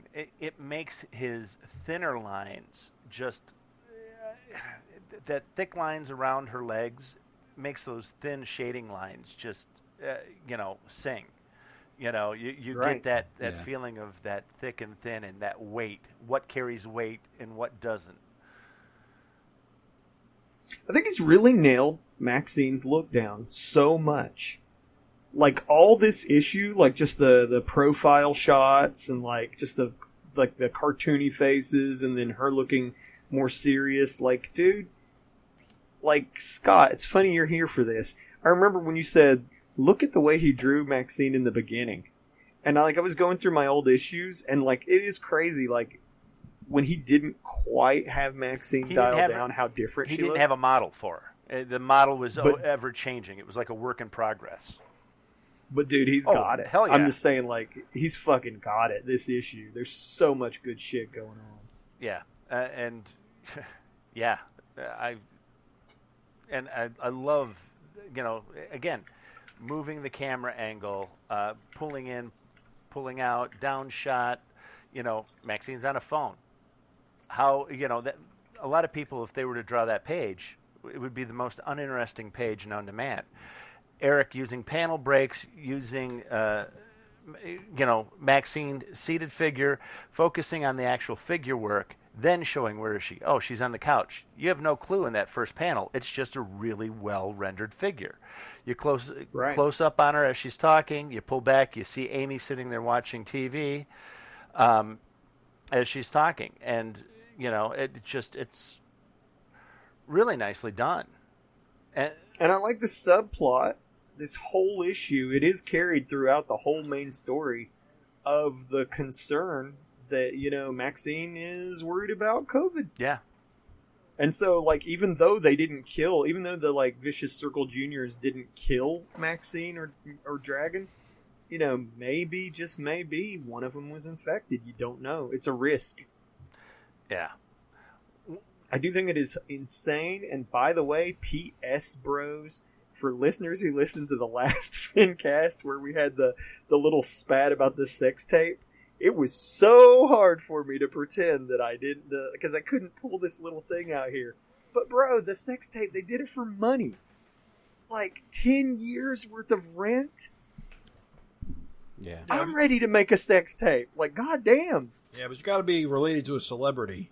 I know, bro. I'm trying. Well, and it might be the lightning strikes that he has on his schmeckle, because remember when Maxine was describing it to Kevin's schmeckle to Angel, she talked about lightning bolts on it. Thunderhead. No pun intended. First of all, thank you for including the term schmeckle in this podcast. It's just for you. It always adds so. I love it. Dr. It's the Schmeckle. Yes, it's going to be my catchphrase. I think it already is, dude. I love the next panel. On the top, again, that great device of moving us, to main. We go from May 8th to May 9th. I love Dragon having her over her shoulder. Nice little keister shot. Oh, I'm sorry. Hold on. Before you go on too much, because we're about to get into the what? I think it is hilarious for Maxine to say all of her children are killers. That is such subtle comedy. She's like, 3 of my 4 kids are killers. They've all killed people. I'm like, dude, that is so funny without being like a joke, like a jokey type joke. Like, that's such subtle comedy. It's so fucking hilarious. Anyway, sorry. I never even thought. You're right. It is. I never even thought about it. Now it's like, yeah, you know what? They all are. Such subtle comedy. Oh, that's right. I guess technically, the other one also killed somebody. Yeah, it says Tyrone, right? Who did Tyrone kill? His mother. Oh, that's right. Yeah. Yeah. Tyrone killed his mom. Maddie killed the cock. Amy dropped that building on somebody. Yeah, there you go. Actually, Maddie's killed 2 people. Maddie killed her mom. Maddie killed her. Yeah, Maxine did have to be brought back. Yeah. Right? Oh, that's right. Maddie killed her That's mom. right. Yeah. Yeah, the kids are killers. It's dangerous having superpowered children.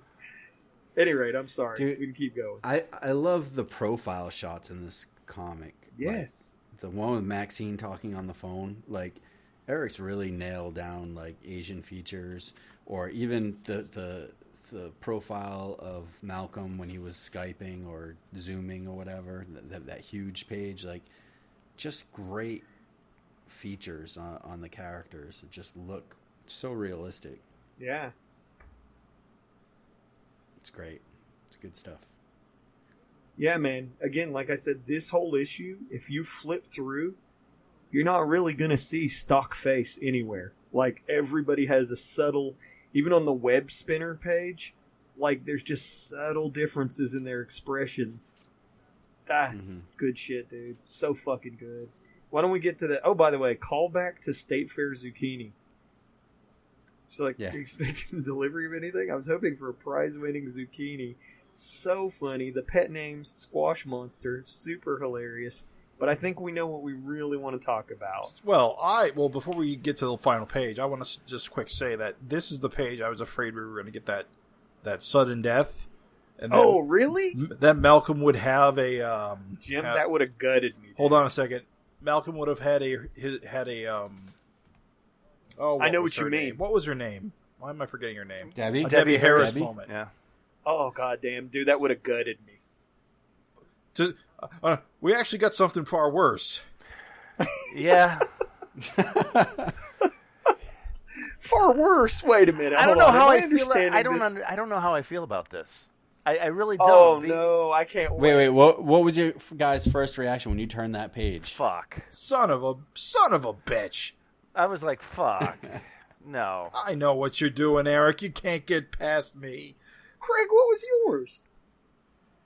I don't know. I was just like, what the fuck? I never expected it. Dude, I was Never. fucking hyped because I was shocked. And then instantly my mind went everywhere that this could go. Right. Yeah. My immediate react. Well, here's the thing. I knew this was not new, but You did not. I saw it as a possibility as far back as when Dragon died. There's no way. I saw this fuck. as a possibility, one of those backdoor things you sort of see. Yeah. I kind of hoped it wouldn't happen, but I kind of thought, yeah, this is a way to do it if he wanted to do it. So we'll just, we'll not talk about it, see what happens, and oh look, he's here. It's Paul. Yeah. I'm with you on No that one. way. No way. There's no way you dudes thought he was bringing Paul into modern continuity. No, but Well, he already didn't. did that. I mean, Craig, did you say you did not? I didn't think. Thank he you. would No, ever- I didn't either. Wait. But You're the only one who's not a liar. But Raven, he already brought Paul back into modern continuity when he acknowledged Paul during the merging of the multiverse. I mean, Yeah, come that is true. on. I do realize that, but I never thought he would be back as like a. I cast never member. thought I that thought either. It was just kind of a cheeky little nod. I thought it was too, and I was fine with the cheeky little nod. I'm gonna have to see where this goes because to me it's like okay, it's as I don't know. I don't. All right, okay. Allow me, if you will, to sell you. All right, I'm gonna give me a shot. Give me a chance, you hater. Here it comes. So for one, I instantly am filled with questions. I think that this is vastly superior to simply bringing Dragon himself back. I would agree. I think Yes, that is that- yes. vastly superior because I think that Paul is less of a known commodity than you think he is. For one, is he a Kryllian? What happens when he gets a blood transfusion? Right. I don't think Does he blow up? I don't think he has Dragon's powers because I don't think that was the thing with him. But we don't know if this is the exact same verbatim Paul that you think you know. Right. This is more of a blank slate than you're thinking, dude. I'm telling you, this guy might have super aim. He might be strong as shit. He might have healing powers. You don't know what you're really looking at here. Right. We just know that he's a counterpart of Dragon. So they. Well, and that whole miss me thing, it makes you think that it's Dragon Psyche and I know the merging of multiple, right. But, how does Malcolm even know Paul? Well, Malcolm doesn't know Paul, but clearly Paul here knows Malcolm. Exactly. So that's what led me to believe maybe that's Dragon Psyche in Paul. You know what I'm saying? That's what. Well, that's what we don't know. It has to be. You got to share the memories of all the characters, but how is it that he wasn't merged? He had to have been stuck in Dimension X or something. That is true because the universes were destroyed when they were merged. Yeah. Right. So, yes, how did he survive? Remember, though, not every universe. Because clearly we saw other universes in one of these issues. But those universes were not merged. Right. That's what I'm saying. The only universes that were merged were the ones that we saw, the ones that we've seen before, the ones that we were introduced to when we were seeing other people's conflicting memories in the issue. Right. It was an infinite number were not destroyed. A finite number were destroyed, but they were destroyed. So either he shares the memories and knows who Malcolm is because he knocked on his door and called him Malcolm. Right. He says, "Miss me." Somebody told him who Malcolm is. Right. My working theory is that he's Paul. He's Paul Dragon, but he has all of Dragon's memories, so he knows who Malcolm is. Whether or not that's affected his personality is a question. Let me throw something else out there. Does Paul Dragon have Kerr secretly living in his head? Like, what the fuck could happen? To me, that's why I get hyped. Because, goddamn, dude, this guy, you're thinking, oh, this could just be Dragon back in the book. Oh, Chicago cop time. Let's jump in a time machine and go back to 1992. But, dude, it could go fucking anywhere. He could get, Kerr memories and just fucking try to he could become Malcolm's worst goddamn enemy, dude. I do love that it's the Paul Dragon or Paul Dragon looking dragon. Oh, yeah. So it's like a visual cue that, hey, this isn't the same old... I would agree with that. And let's say, hypothetically, he does have all of regular Dragon's memories, and in most ways, he's like regular Dragon. Are the people who said, bring Dragon back from the dead, going to be happy with this dopey Finn Dragon? I don't know. Dude, Alex seemed like she was down to plow anybody. Like, is Alex going to be like, oh, and fuck anybody dude. green in the storm? Yeah, Michael Jackson, I don't care. Stick it in. Like, I'm telling you, dude. I remember Eric was talking about having Dragon kind of play the mentor role for Malcolm. So is that what we're looking at possibly now? I thought, but that's the thing is we're so past the mentor role stage. I would agree with that too because my understanding was that's what he was going to do when he had Dragon's powers taken from him. He was going to be more like a Captain America, Batman, Batman Beyond role, where the older. I gotta admit though, I hated Skinny Dragon. I did not like him as well. Skinny Dragon is the best. He's so cool. You're just being contrary. No way. No Jim, way. You're like Bizarro me. I swear to God. Skinny Dragon is one of those. Everything I think you're the opposite. It's one of those great concepts that I think. Dragon getting buff and blowing up was actually the worst thing for me because it got rid of Skinny Dragon. He should have died skinny. I hate Skinny Dragon. He should have died skinny. I hate him. Eric had a hard time consistently drawing. Should have died skinny. Screaming, he should have died skinny over it. I think the reason I didn't like it should have been you. I didn't like Skinny Dragon because he wasn't consistently drawn. It was. I think Eric was having a hard time drawing Dragon skinny. Because I think there was multiple times that he just didn't look. He looked like a goof. Well, he looked like an old man. His craggy face with the small body. It kind of made him look like an old man.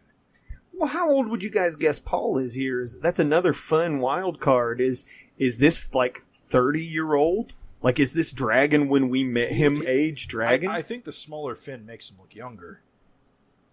What do you think? Like, I'm saying, like, is this going to be like? Because again, if I had to guess, he's the same age as Dragon. Well, I actually would say he's older because I want to say he's probably his adventures were in '82, like in real time. Like whenever those graphic fantasy issues were published. Yeah, if it's Paul Dragon, is it real time from Graphic Fantasy? Right, that's what I'm saying. That's what I want. Dude, there's so many fun, crazy He doesn't questions. look that old, though. Like, is this guy going to be into, like, sweet 80s big hair? Well, he's been through a couple of decades since then.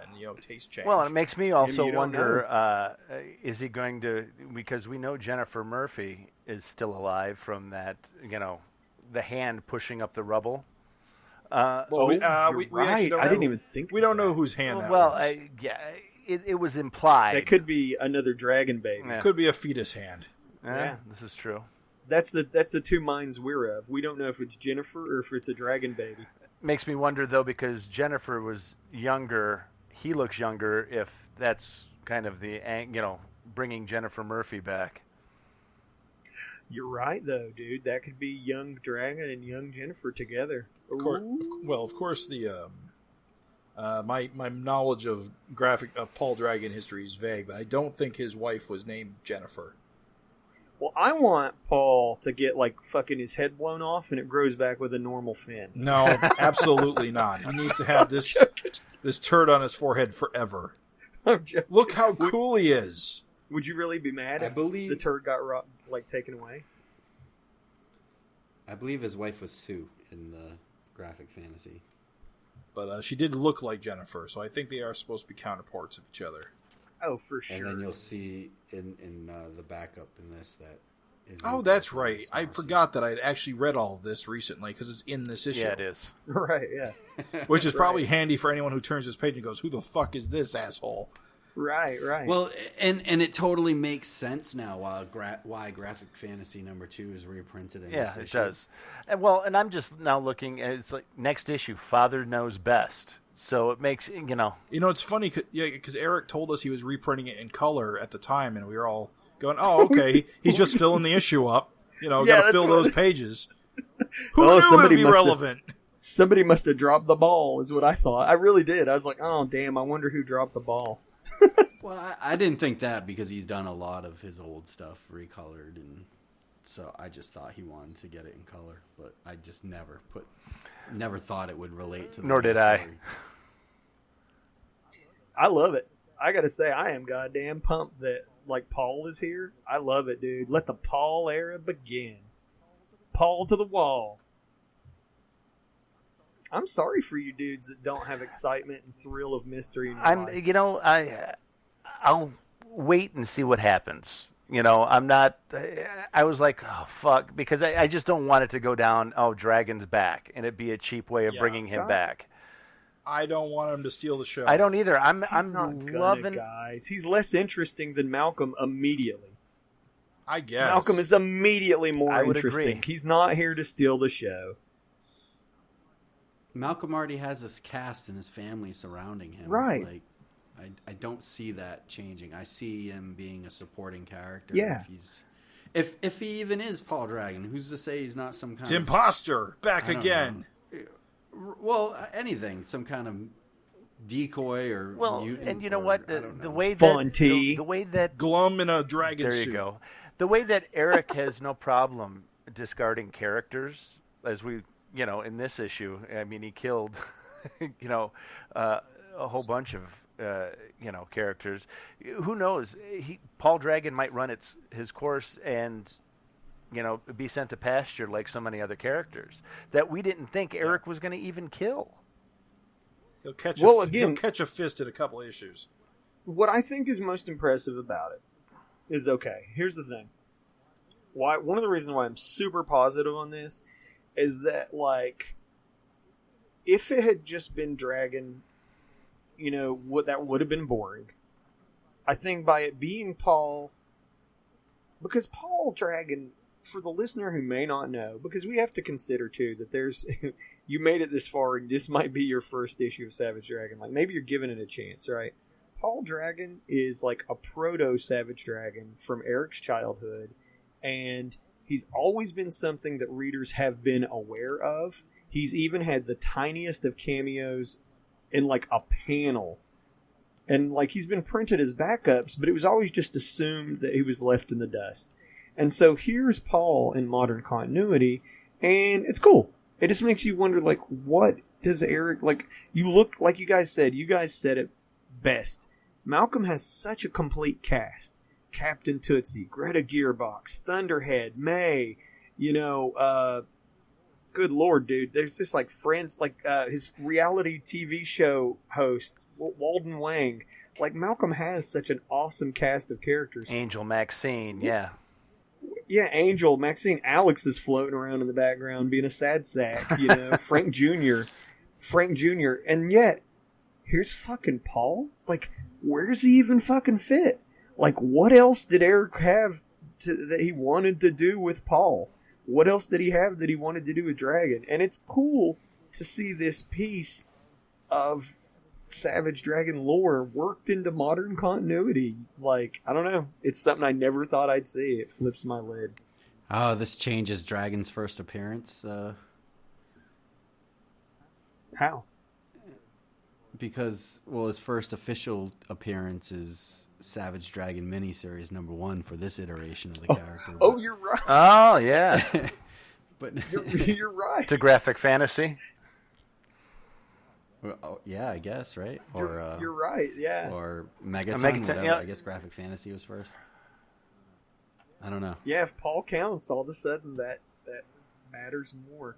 I think that's what's cool is, yeah, kind of like Flash Mercury. Just fucking keep that old shit in the modern continuity and keep it alive. And it's exciting and it's fun to me. It'll be interesting to see where this goes. I mean, I think maybe it will keep some people happy that love Dragon. Maybe Eric really misses Dragon, but it's also a way to say it's not the same character. And it looks a little visually different, too, as well. So we'll see. I'm not, like, blown away, like, super excited. Like, I'm so glad he's back because I was kind of hoping for it just to be a I'm with book. you there. And we turn the chapter, but at the same time, if anyone can pull it off, it's Eric, and it's a crazy twist. I'll tell you that. Eric doesn't ever fail to really flip the script on these like anniversary issues. I'm going into it with an open mind. I mean, it kind of floored me, blew my mind. I just, again, I love that Malcolm is taking the lead, and I'm keeping an open mind, and I'll see where it goes.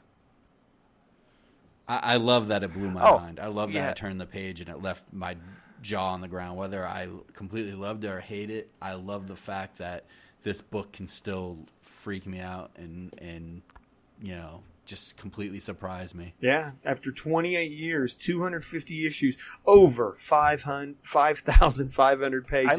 And this book can still flip you the fuck out. I literally said, "What the fuck?" When I got to that, I was like, "What the fuck?" I audibly gasped. I was like, like I couldn't believe it, dude. Yeah.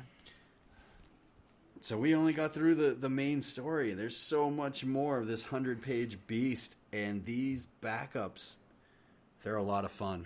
Yes, dude. Ton of fun. Fun is the order of the day, except for the one. We'll be mean to that one. I won't. I will. We'll get there. But Flash Mercury, dude, I love these Flash Mercury comics. These are so funny, dude. Open face, putting the mug into his open face and just tipping it back. It's funny as shit, dude. I love how Eric, mixes it up with some funny ass ones, but it's using his characters. Mm-hmm. So there's a mix of just comedic type strips like this Flash Mercury, or we'll see. What's the Andy Kuhn guy? Is Carl Cosmic. I think was one of the. I really enjoyed that backup. I think, yeah. I don't want to jump to that, but we'll get there. But I enjoy that Eric, takes these strips and just does a whole lot of different fun things. Yeah. Oh yeah, like the different variety. It's all Savage Dragon content, but just the different variety you get. Yeah, I'm right there with you, dude. This Deadly Duo, Saturday Night SmackDown. I've got a couple issues with that one. Not me. What? Get out of here. Me. Get out of here. Hold on, Get out. Before you spout all your wrong horse shit, let me just say, Greg Kirkpatrick, mwah, Beautiful work, my friend. Okay, sorry. Now you can say what you want. Now you can shit on it. 50 issues prior to this, Gavin and I did a glow bug or backup with Wild Hair where she thwarted a bank robbery and was You mean lightning bug? Yeah, what I say, glow bug, lightning bug, thwarted Wild Hair from robbing a bank, was offered money, and then was going to join the SOS, or was thinking about it. Yeah, but I thought it was left that she was thinking about I it. guess So it something didn't happened. pan out. Well, Nah. you know, it's just like an extreme. I mean, she was offered a big bag of cash, so that was my question. It was, you know, continuity-wise, what has happened to make her want to switch? Because it seemed like she was moving towards a good guy direction. You don't need to know. That's not important. Because the thing is it's like, you see her robbing a bank. Clearly she changed her mind. Yeah. And how? It's like, fuck it. And Schmeckle. Yeah.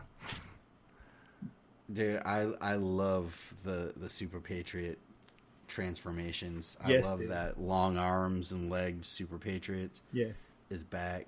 I love how thick he makes Lightning Bug. Right, yes, dude. She looks great. This is such a good... He did such a good job with I all like of a them. lot of his faces. You know, the one on the second page, the last panel where she's kind of smirking and she's got her hand. Yep. Yeah. That great expression. I do wonder where her leg Yeah. is in that second panel on that page. Just bent behind her. Yeah, no, I hear what you're saying. Where's her? Whatever. Yeah, Whatever. if you know, It could be bent the other way. yeah, but if she was on it, it would be, you know, that. I mean, that's minor, but And I guys, love Super Patriot in the second to last panel on that page. I was going to say, Look Craig, how elongated he is. how great that is, dude, with his really long legs and arms. legs. Yeah. I missed that, like in the first issue. Issue 10, I think. I think it was issue 10. When he's just crawling and he looks so freaky That was looking. when Dragon Yeah. was in the hospital and he had the wicked worm on Yeah, him, and they're Yes. now in like some basement, and he was like crawling and had his head down. Yeah, total reminiscence of that. But dude, shout-outs too to this hilarious exchange where basically Killcat's just mocking how controlled Super Patriot often is. Yeah, Yeah. literally all the time. Constantly, dude. It's hilarious. I mean, this is stuff I call Super Patriot on all the time. the Covenant of the Sword, Wicked Worm, Braino, Mind Warp. Like, Yeah. It's like Eric making fun of himself, his own tropes. and even the gags, the funny names, dude, continue. He's like, is it Albino Rhino, Big Sneeze, Pink Belly, the Listless Drifter? Listless Drifter.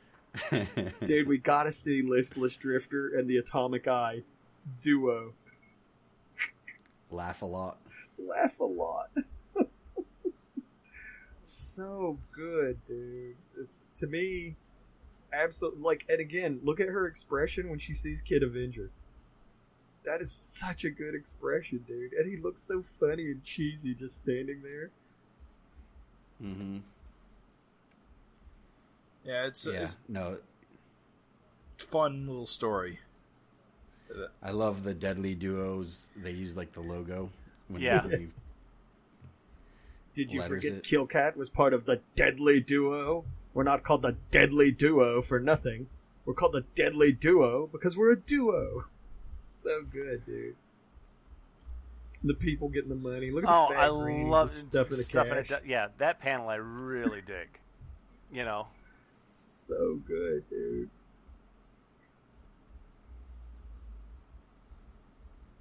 It's excellent. Yeah. This is an excellent backup. Like the busted out tooth Killcat in the final page. yeah. Dude, pure comedy gold, man. So funny. And the look on Kid Avenger's face. I like Killcat at the end where he's like, so, autographs, photos, smooches for all the pretty ladies, line forms on the left, girls. He's so cheesy, dude. The world's greatest fighting team. These little backups are just perfect for the Deadly Duo. I mean, yes. They're just, it's a nice little break. They're silly. And dude, like Super Patriot's hilarious reaction, like that was exactly what you were supposed to do. So funny. Subtle, yet funny. Yeah. Because Super Patriot has no funny bone at all. Yeah. The guy is super serious. Right. But yeah, I love this strip. This again, it's great, comedy relief and well drawn, well paced. A lot of fun. And you got to think, what a treat for like Deadly Duo fans. Like, dude, such real estate they are given in this. And I love how like established characters are incorporated, not just like throwaway villains. No, I agree. Heroes. Oh yeah, dude. If this had just been a generic ugly, I'd have been so disappointed. But like every character is a character you know. So I've ruined something for myself all of a sudden. Look on the final page where. Did you soil your pants? Kinda. Look on the last page of the story where it says "end" at the bottom. Uh-huh. All right, now look in the second panel at Super Patriot, the close-up of Super Patriot's face. Uh-huh. Now, kind of look at that flag as if it was a profile of a face. I'm trying to follow you.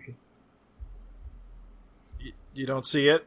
No, he's looking straight on. Right, but look at it like the shape of his mask. Are you talking Try to about ignore the black space. Where it's like a mouth?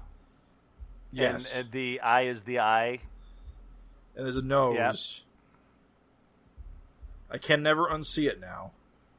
What is it? I don't. There's understand. There's like a face, and if you look at Super Patriot's mask, he's looking forward. But if you look at it as though it was in profile. So okay. like Super Patriot's eye is an eye. I see what you're trying to say, but Jim, that is so absurd, dude. Yeah. Do not let that. Let me direct you to a funnier panel. If you look at the left and you see Kid Avenger with his awkward posture as he tries to look, he's trying to hold a limp, super thick villainous who has been drawn very knocked out and hilarious. But he look at his weird, like his crotch is pulled away.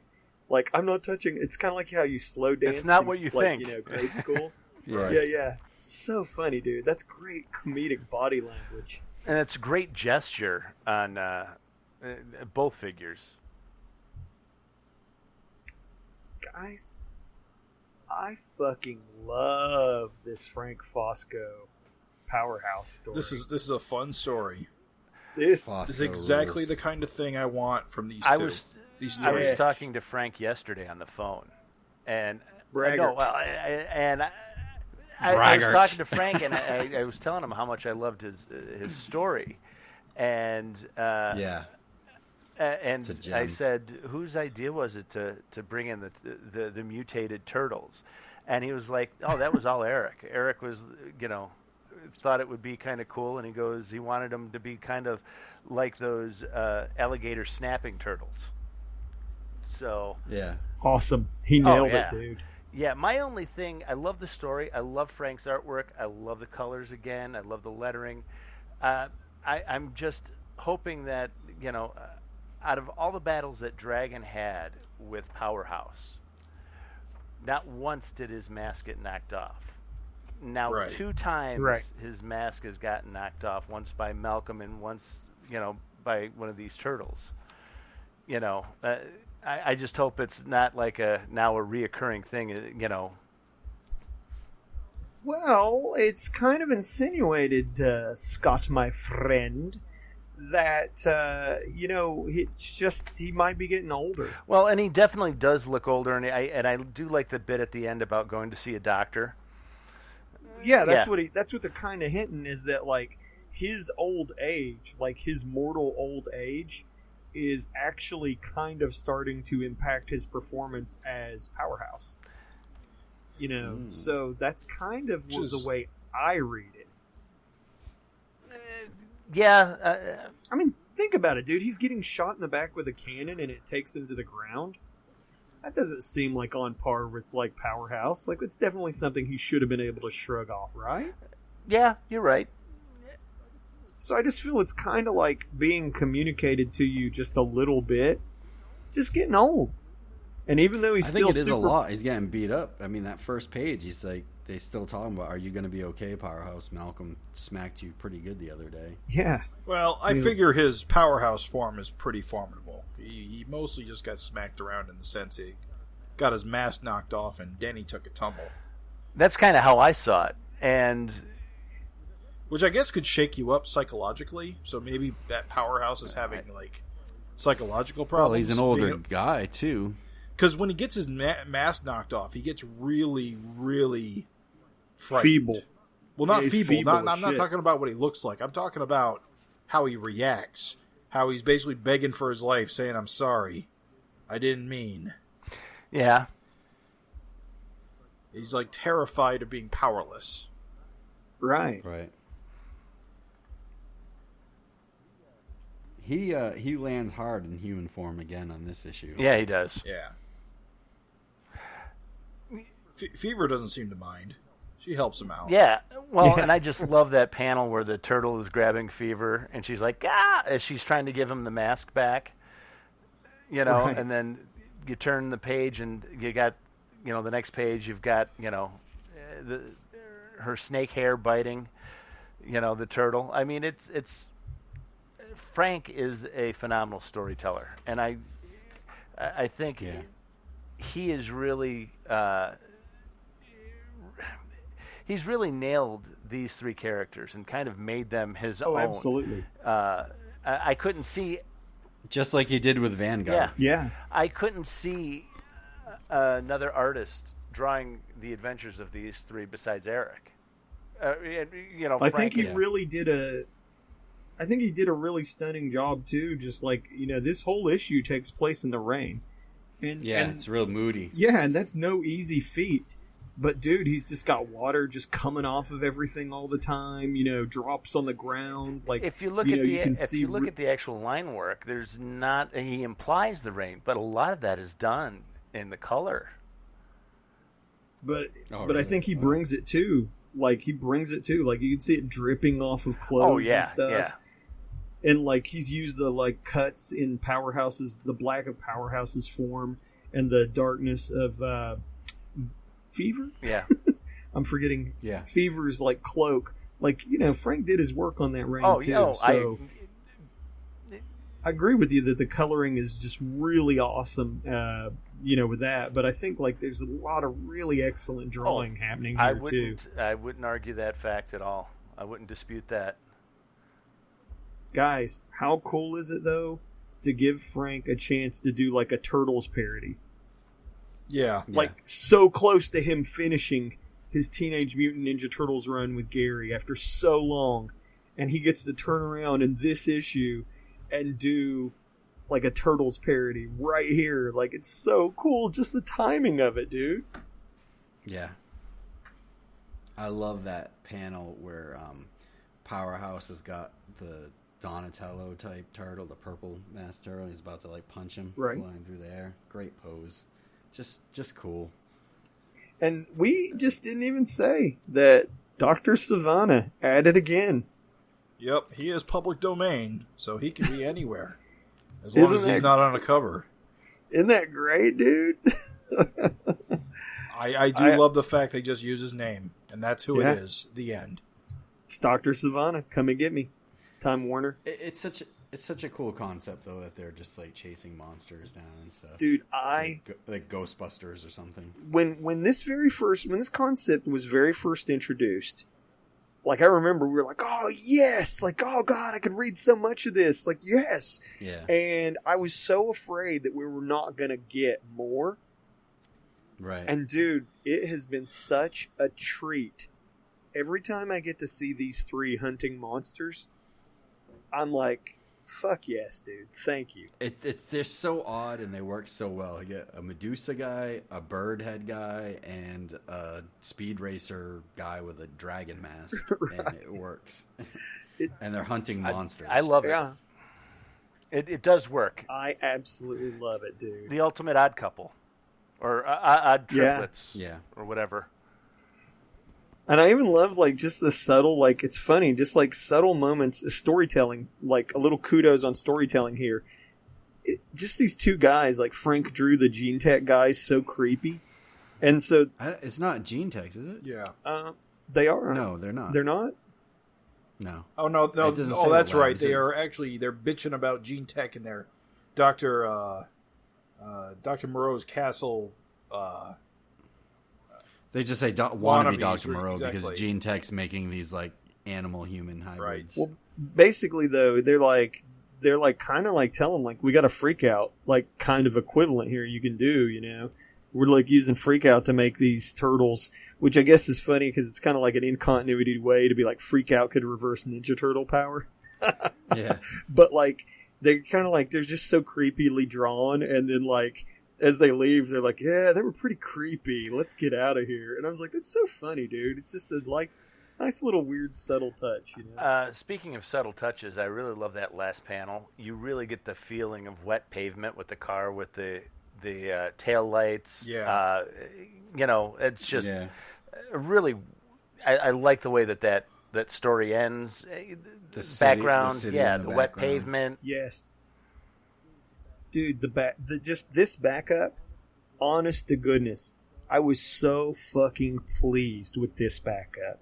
Shoutouts to Frank, shoutouts to Eric, shoutouts to who colored this. Did Farron color this? Shoutouts to Farron. Like, holy shit, bros. This backup. Nikos colored it. Nikos, I'm an idiot. Nikos, shoutouts to the crew, dude. Everybody really brought it on this one. So fucking good. Yeah. Look, dudes, I didn't love this next one. Okay, I would. I like it. So let's. I get wasn't into wild it. about the story. No. Yeah, let me be clear. I love the art. I love the coloring. I'm just not hot on the story. This is how do I explain why I like this? This reminds me of like a Silver Age DC story where a character gets sent to the future and like sees something sees something incredible, and it's like inspiring to them. Only in this is like Captain America. Only this is the opposite, where you have a character from the past being shown the present, and it absolutely breaks them. And I think that's a really clever twist on the trope, and I really kind of dig it. Because so was that what it was playing into? Like, because I know what you're talking about. Like, I've seen like Captain America bicentennial battles. Like, I can't think of a specific example, but like sometimes Superman would end up in the future, like with the superheroes, and see something. But that's, you guys have read that, right? The Captain America Bicentennial Battles is the Treasury Edition Kirby thing that he wrote, which is Captain America went back in time. No, I haven't. I have not. No, the different ages of America. No, I haven't read that. Is that what this is a reference to? I don't know. I mean, now that Jim brings it up, that's what it feels like. Especially the whole America thing. Guys, allow me to poke holes in it just a little bit. I'm sorry. I'm going to speak my grievances. Well, first, let's say it's written by Joe Keating, right? Who's, you know, we know is a long time fan. He does really good work. Savage I'm a fan of Joe's. Nikos illustrates it. I don't know who this Georgios Konstantinopoulos is, if he inked it or what. Beautiful artwork. Farron again with the letters. So. Absolutely beautiful. I would agree. I love the artwork. I love the coloring. This artwork is beautiful. I mean, this artwork is beautiful, and I think the coloring is beautiful. I just did not get into the story aspect of it. I mean, the storytelling is good. I just didn't like the. I wasn't a fan of the story. I didn't like where the story went. I'll tell you what. Let me just say. So I can't just say, "Oh, I didn't like it." Let me elaborate. Okay. So here's my problems. All right, and I would love to be wrong. I would love to learn something and be wrong. But so Fighting Spirit, who gets his power from Columbia, the goddess of the Americas, he's fighting these Confederate dudes. This is the way I understood the flow of the story, and then I'll tell you why it doesn't work for me. It flops. So, and it has potential, but I don't think it lands. So, Columbia sends Fighting Spirit to the future for really no reason other than to show him what he's fighting for, right? So when he gets there, what we have is, for me, kind of an unsuccessful commentary on our modern times, of course. Right. You have pussy hat wearing liberals, and you have, and I was dissatisfied that you have clearly what should have been MAGA hat wearing, conservatives, but they chicken out. The hats aren't red; they're just ball caps.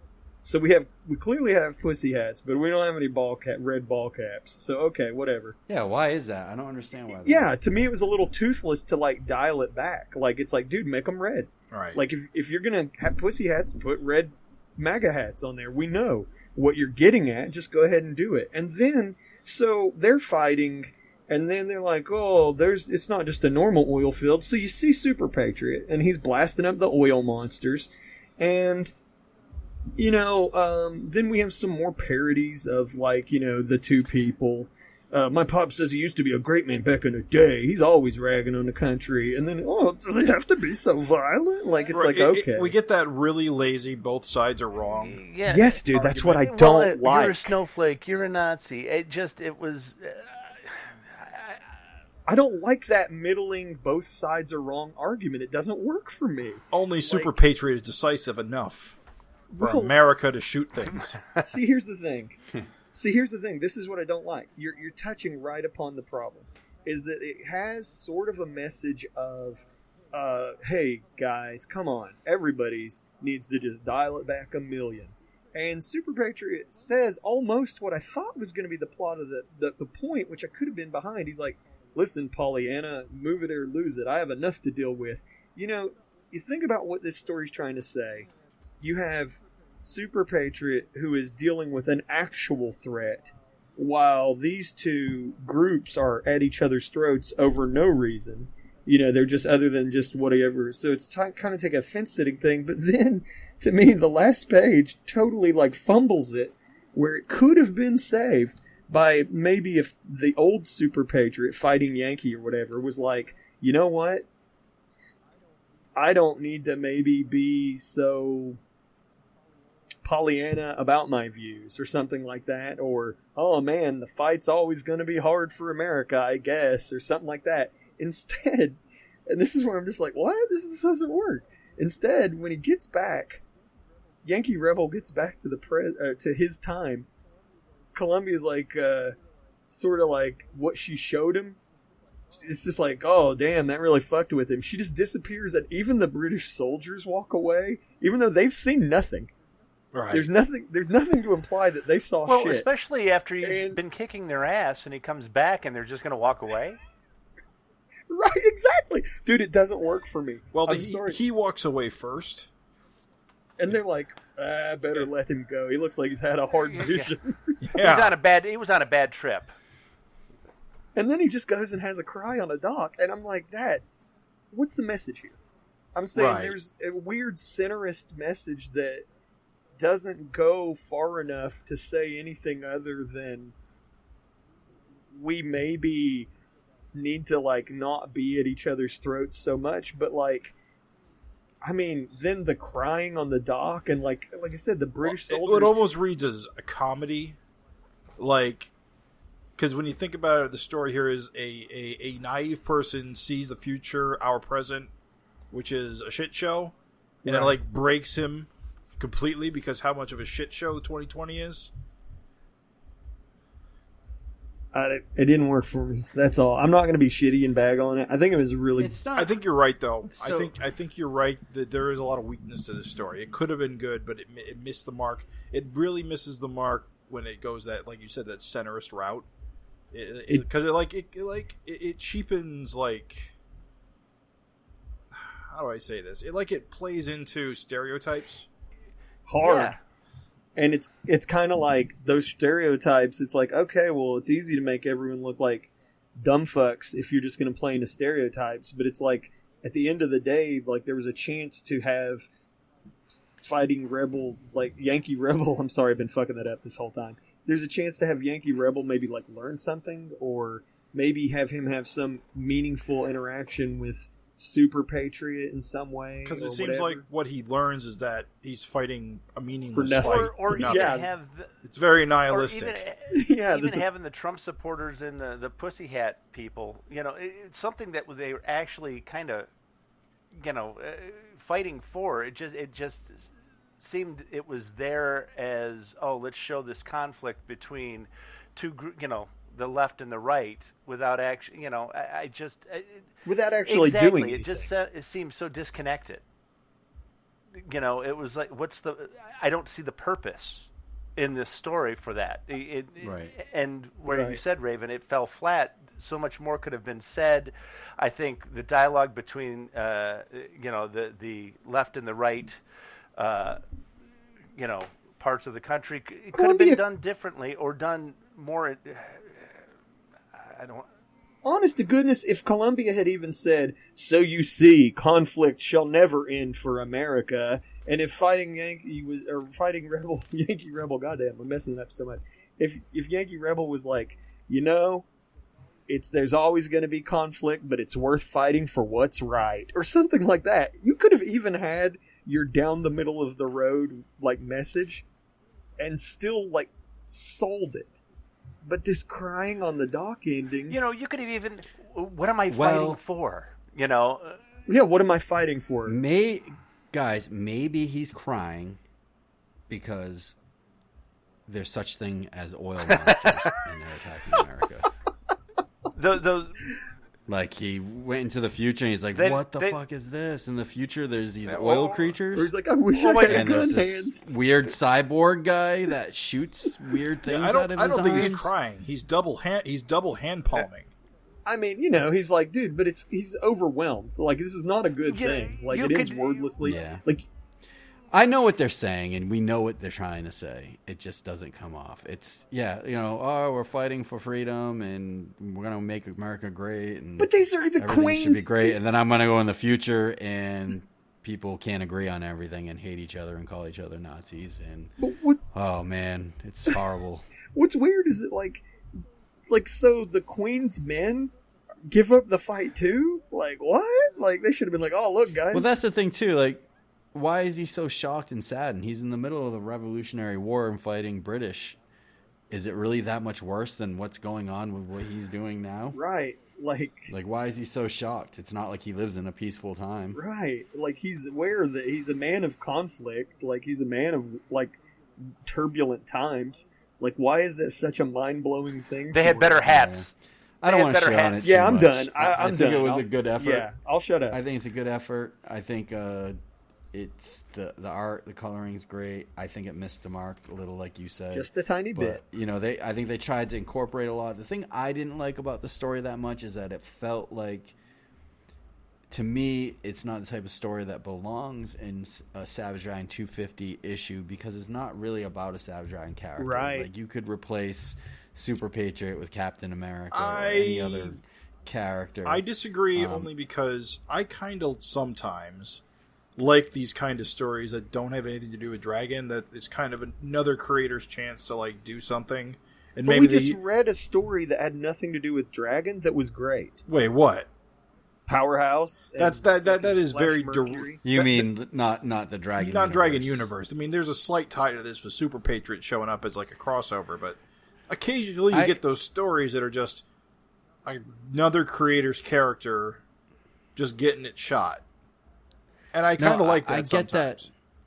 I get that, but I don't like them for anniversary issues. I feel like anniversary issues I like to be Dragon-centric. I like when there's, backup stories that maybe aren't related to Savage Dragon, the regular issues, like Megaton Man or something like that. Right. But in an anniversary issue where all the backups seem to, focus on expanding the Savage Dragon universe.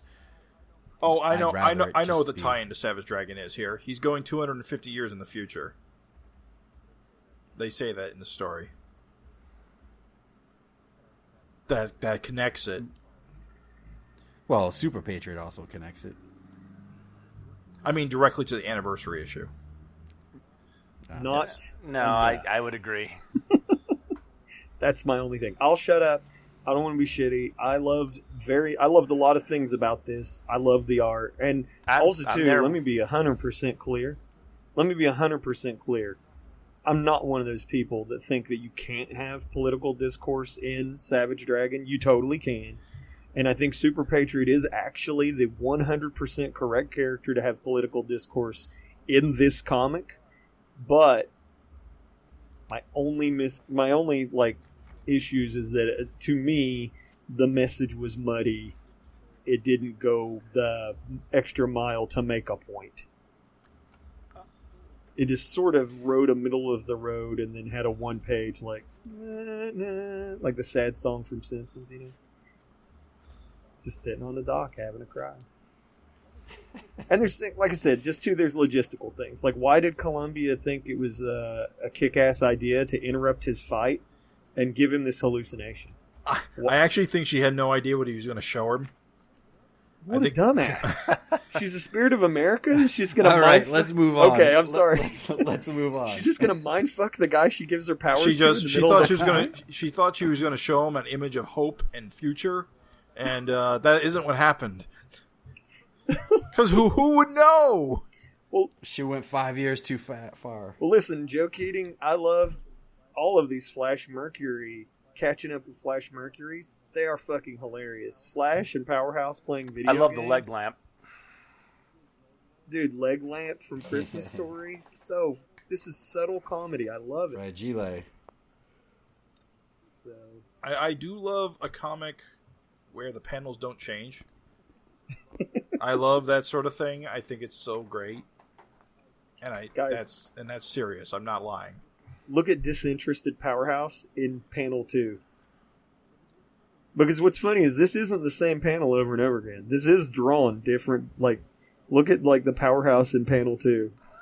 It's so funny to me. Yeah. I guess you're right. It is redrawn every time. Yeah. That is some dedication. Yeah. Because if you look, Flash's hands are moving, dude. Yep. Powerhouse's thumbs are moving. The more you shake the controller, the better your character does. So we get some more. Then we get the best gimmick of these backups, I think. Dude, Joe Zierman, shout out! Like your art is. Yes, but the reiteration of these Deadly Duo stories, how they tell basically the same story with a different assortment of characters every time. Yes. Is brilliant. Yes, dude. Daredevil, we get some Daredevil and Vane action. I love it. Yeah. Dude, does Vane's veins come off? Like, how is that guard tied up? Is that from her veins, or is that like... Yeah.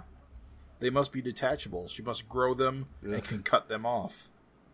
That makes sense to me. She's a great visual. Yeah. I love her mask. Yeah, isn't it so weird but awesome? Yeah. And I think Joe does such a really good job of just making her look creepy and sinister here.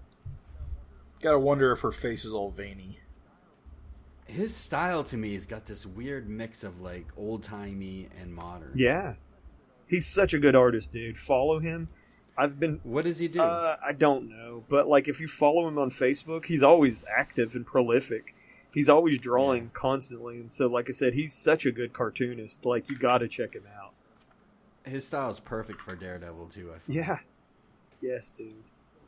So good. And this is just full of, awesome panels, I'm sorry. I feel like I'm talking too much. No, it's great. I do like that it's the same gag.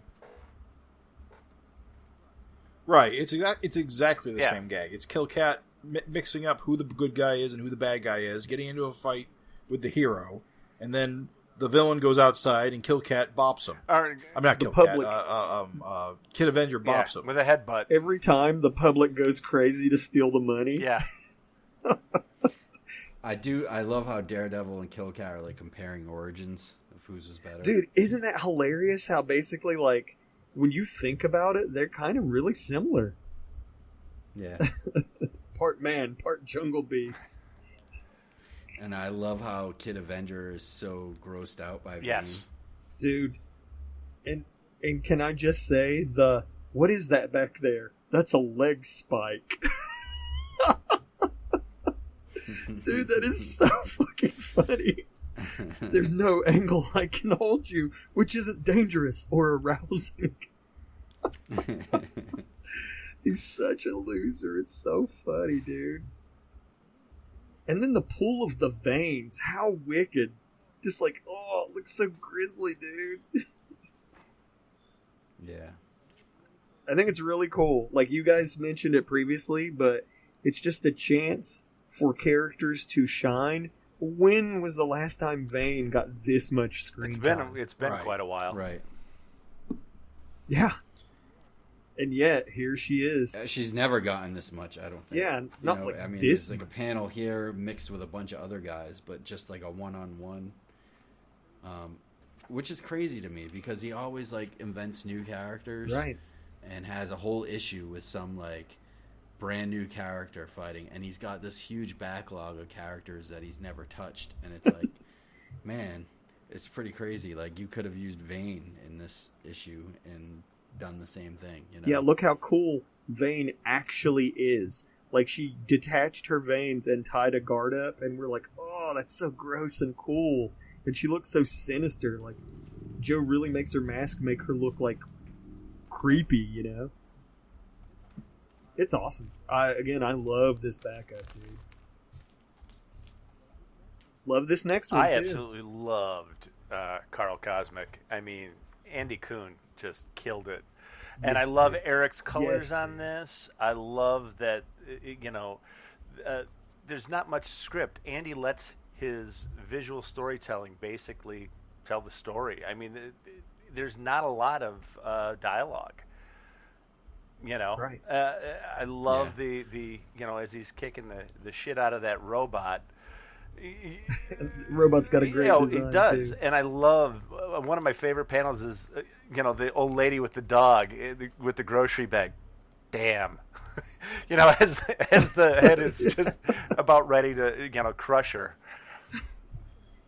This is where I really enjoy Eric's coloring. I think I love the old timey, newsprint feel that he brings to it, and Andy's simplified line work and great storytelling, and like I said, the minimal script lends itself to this because his storytelling is so spot on.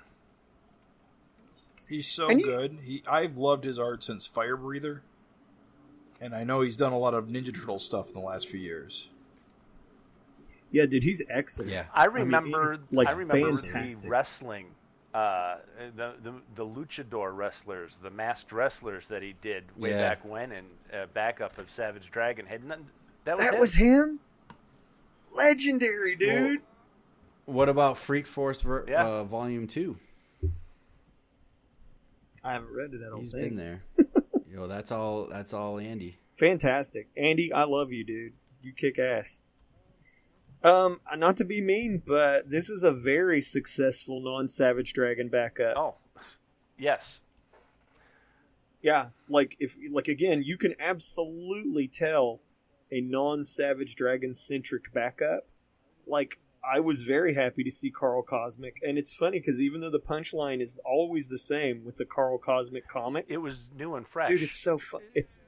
He sells the shit out of it. It's so funny. I love the last page, just that top panel, the expression on Carl Cosmic's face with the finger, gotta go, and that sense of scale of him flying and how simple those clouds are. Andy can simplify. He's drawn nothing on that page, but he's implied so much. The one person without this is the worst thing that's ever happened. They're missing an arm. Oh, it's in a sling. It is. Okay. Yep. The pain. Oh God, why? Right. Just doing my civic duty. I mean, just the Dude, it's the economy of line. I You know. know, Scott. It is so much harder to make a page look good with very few Alex lines Toth. than it is to just crosshatch the Exactly. shit out of it. So. Simplify, and then draw the shit out of the rest of it. And Andy is a master at that. He simplified down to its essence and what needed to be drawn to tell the story and to tell it efficiently. And this was probably out of the backups one of my favorites, if not the favorite. I just really enjoyed it. Nice. Cool. This I got to say, this next backup, unless you got more to say. Oh no, go ahead. This next backup by our good friend Rich Whittle. Hell yeah. It's probably the most impactful backup of all the backups in terms of the, what happens in this is probably going to have some effects for the main story. Oh, absolutely, dude. Yeah, and I think he hit it out of the park with this.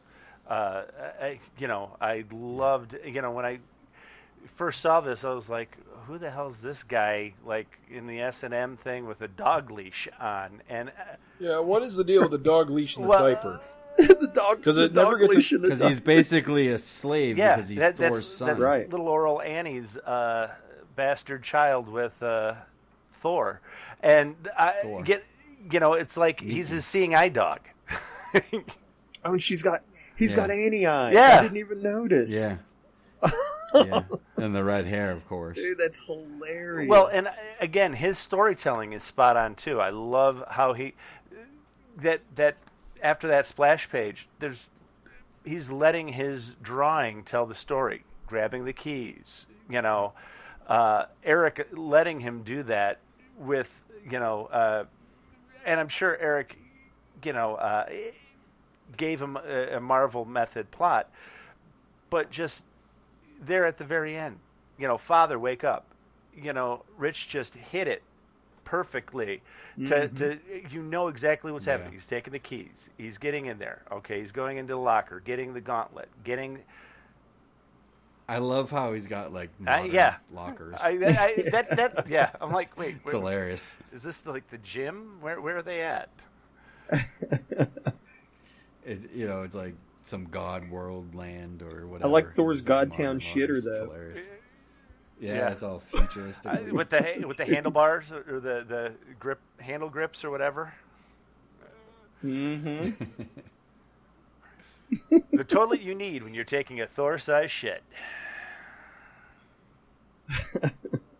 But fantastic, and the like you said, Craig, the development of having Thor's son and the way they work together, because Thor's clearly blind, but like he's clearly following the sound of his son's voice to help him fight. Oh, it's so good, dude. That is such a cool gimmick. Seeing eye dog, I love it. Has the leash. I love the dialogue where he's like, here's your glove, take it. He's whispering, and Thor's he's so ruthless. He's like, okay, no need to whisper. It's too late for Ogdar to do anything now because he's basically not going to be fast enough before he gets destroyed by Thor. Right. He's like, dude, I got him. Don't worry about it. Yeah. So good, dude. And I love how, like, Thor's like, dude, you're going to respect my son. It's so awesome. I like that that last page, the silhouette of Thor. It almost looks like he's tippy-toe running with holding his son by the leash. And, man, did they fuck the shit out of... Hercules is really... Yeah. Wait, I missed beat the shit out of him. Fucked him up. Oh, all right. I thought I was missing up. Forsooth, thine anus be jello.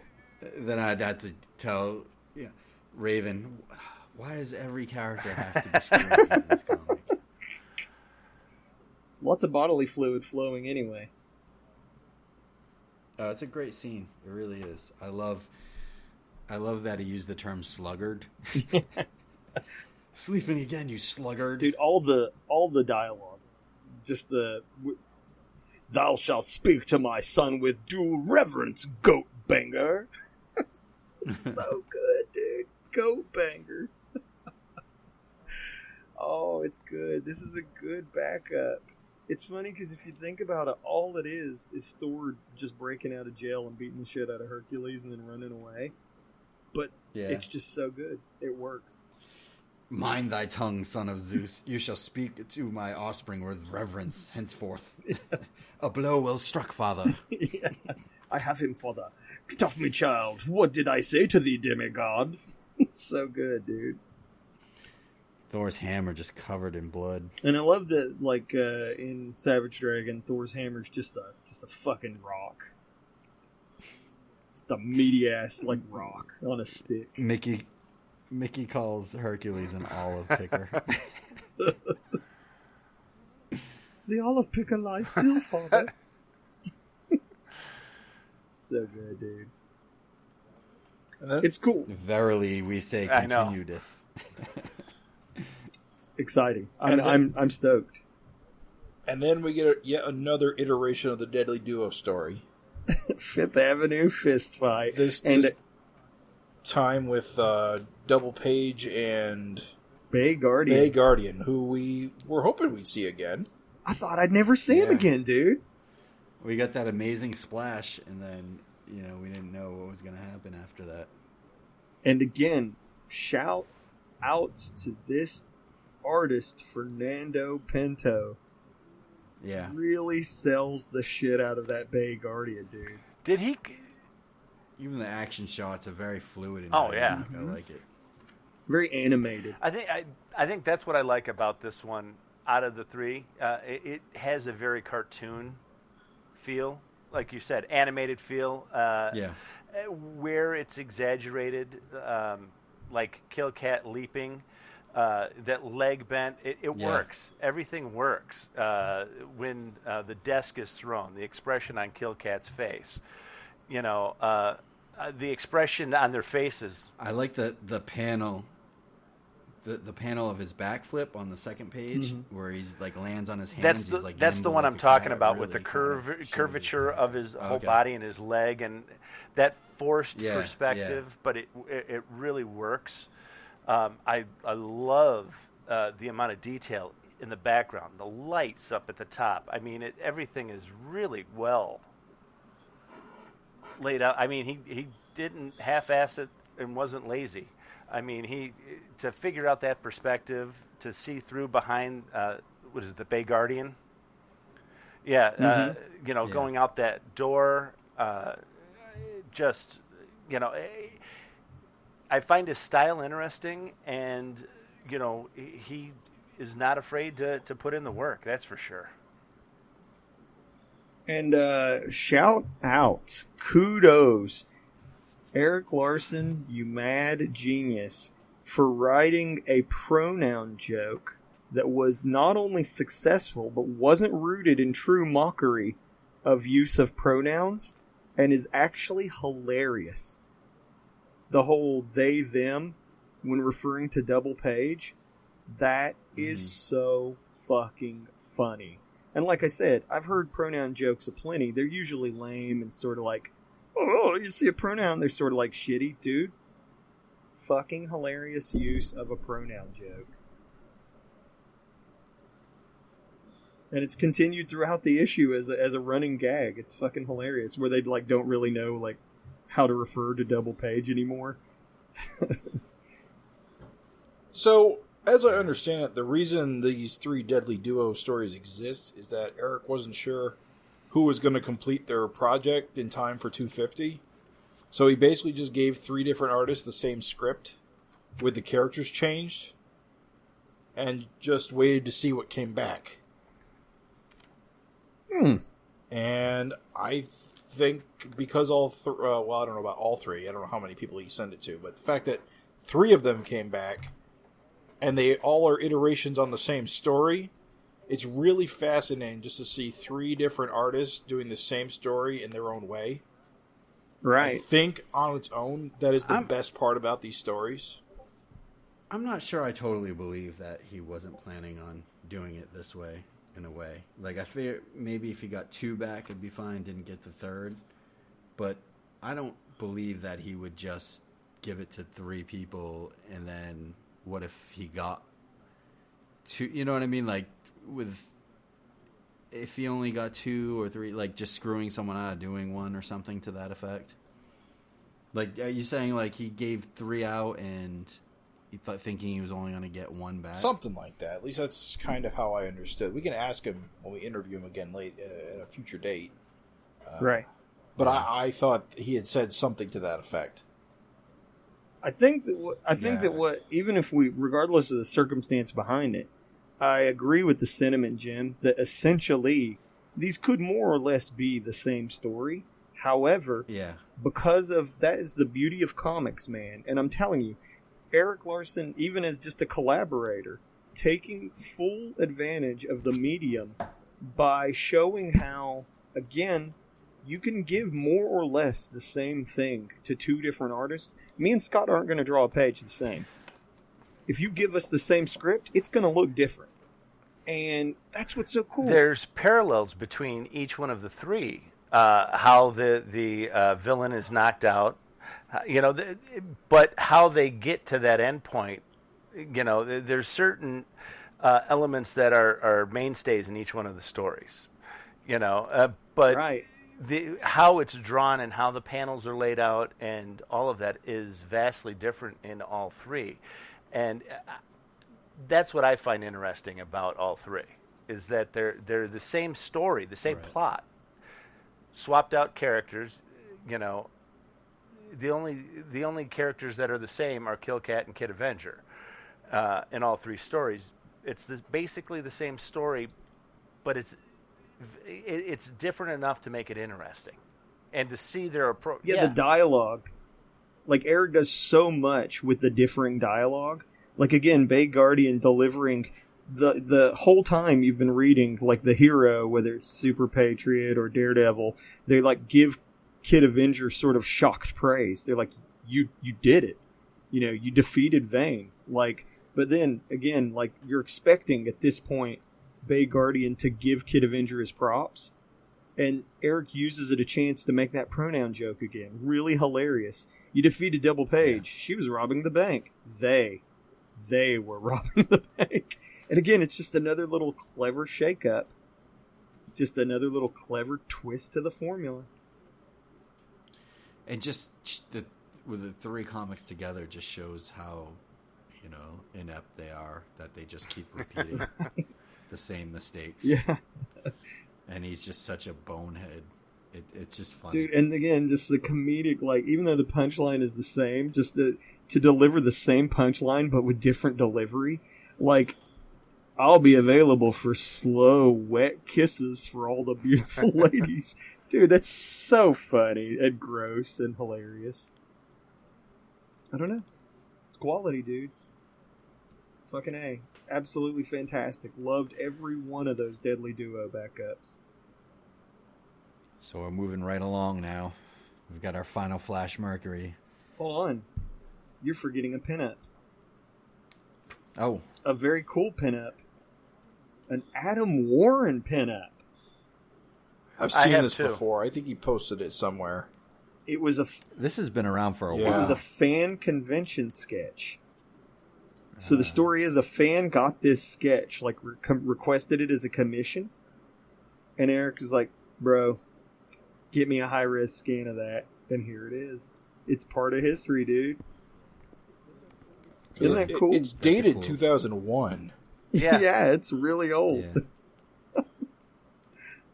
Very cool. I'm very happy to see it actually in high quality. Like, I've only ever seen like shitty internet scans. That's all I've seen of it too. I mean, it's a beautiful piece. So it's really cool. And then the exciting conclusion of catching up with Flash Mercury, which actually did have a through line, is what's hilarious. Chimichangas are bitches. Yeah, it wasn't the restaurant's fault. He thought he could do better, and yet... I know the struggle. The struggle is real. The struggle the is soft real. tacos. The soft taco struggle. Dude, Flash Mercury has a sad clown painting. A black velvet sad clown painting. And eats on a TV tray. Don't we all? Yeah. Some of us eat right off the floor. No, I'm kidding. Please no judgy. And then finally we get a reprinting of the very first Paul Dragon story, Possessed. Right. Which, first time in color, I believe. Graphic fantasy, too. Yeah, first time in color. I think we've seen it reprinted in black and white before. And, of course, it was also reprinted in the Archive series long ago. And it was basic in a way reprinted, but Savage Dragon 65. Yes, it was retold. The story was retold in 65 in Savage Dragon. Reimagined. Yes. Using the same exact layouts. I gotta say, Mako being an SOS member is a pretty interesting twist. I actually forgot about that. Yeah. I love the...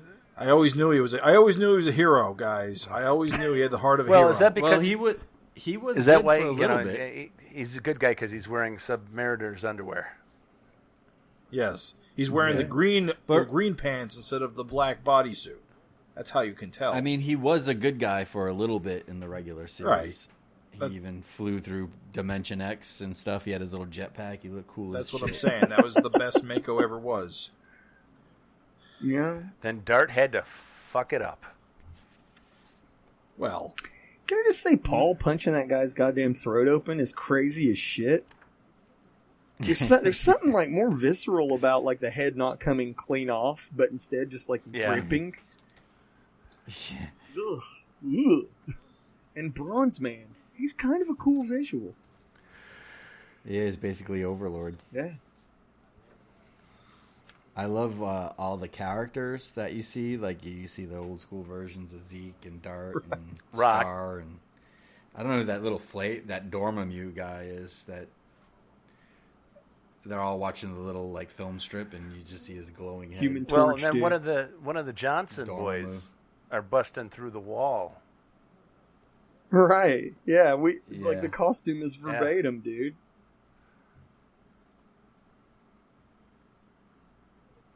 Dragon Paul kind of sends Mako off like a fucking dog. Isn't it kind of funny? Get out of here. Get lost. Oh, whatever. I get the picture. Wow, what a dick. It's funny because in the issue 65, It's barbaric. It's barbaric, and Dragonstone was the same way. And the star in 65 is Chris Robinson, not... Yeah. Is that William, or... I think it's William Johnson, yeah. It's funny because, like, what's weird to me is, like, so I read this and I was not hyped because it's like, I love this old, like, Paul Dragon stuff, but, like, you know, part of me in my brain, I always think, this could have been something new. But then, like, as I read this, because I was like, well, I'm going to read it because we're going to be FINcasting about it, I kind of was surprised by how good this actually is. Yeah. There's a lot of, like, characterization. Like, he's got the, like, husband-wife characterization and, like, just the funny, like, dragon putting foam in his hand to shave. And there's just so many moments in this that are actually, like, really good and solid for somebody so young. It's the nuts. Funny thing is, all the characters that are in this that, ended up That making carry it to over. the Savage Dragon series. Because it's funny because this is the first appearance of Dragon, but it's like in media res. It's like takes place as if this series had been going on for years. Right. Yeah. In fact, in that panel with Star on the phone, if you look in the background, you see how Star calls Dragon Paul his ex-partner. Yeah. In the background, there's a portrait with Paul in the Flash Mercury costume as a white dude. So was he not always green in this universe? Right. Well, I mean, Eric had tons and tons of homemade comics, so it really was a thing going on. It just wasn't for public consumption. Right. Right. Yeah, I see the Flash Mercury. No, I didn't either. Awesome. Yeah, good call. Eagle Eye. Good job. It's crazy. Yeah, there's an Incredible Hulk joke that I thought was funny. It's funny. It's kind of like, I'm like, wow, this shit is surprisingly well done. I love that picture now that you mentioned it. Old school. Though it is weird how his fin keeps changing from a tube into a little floppy flop. Hey, man, early work. Guys, let me ask you this question then. Mm-hmm. So, does Paul Dragon that shows up at the end of the main story, was he human at one time and not a? That's what I was Because his asking. picture Because his picture is, now I understand what you're saying. Dude, I'm telling you, that's why I said is like, I'm telling you, Paul Dragon showing up is more of a wild card than you think. If Paul Dragon gets like beat up and reverts into a Flash Mercury, like how weird, like what?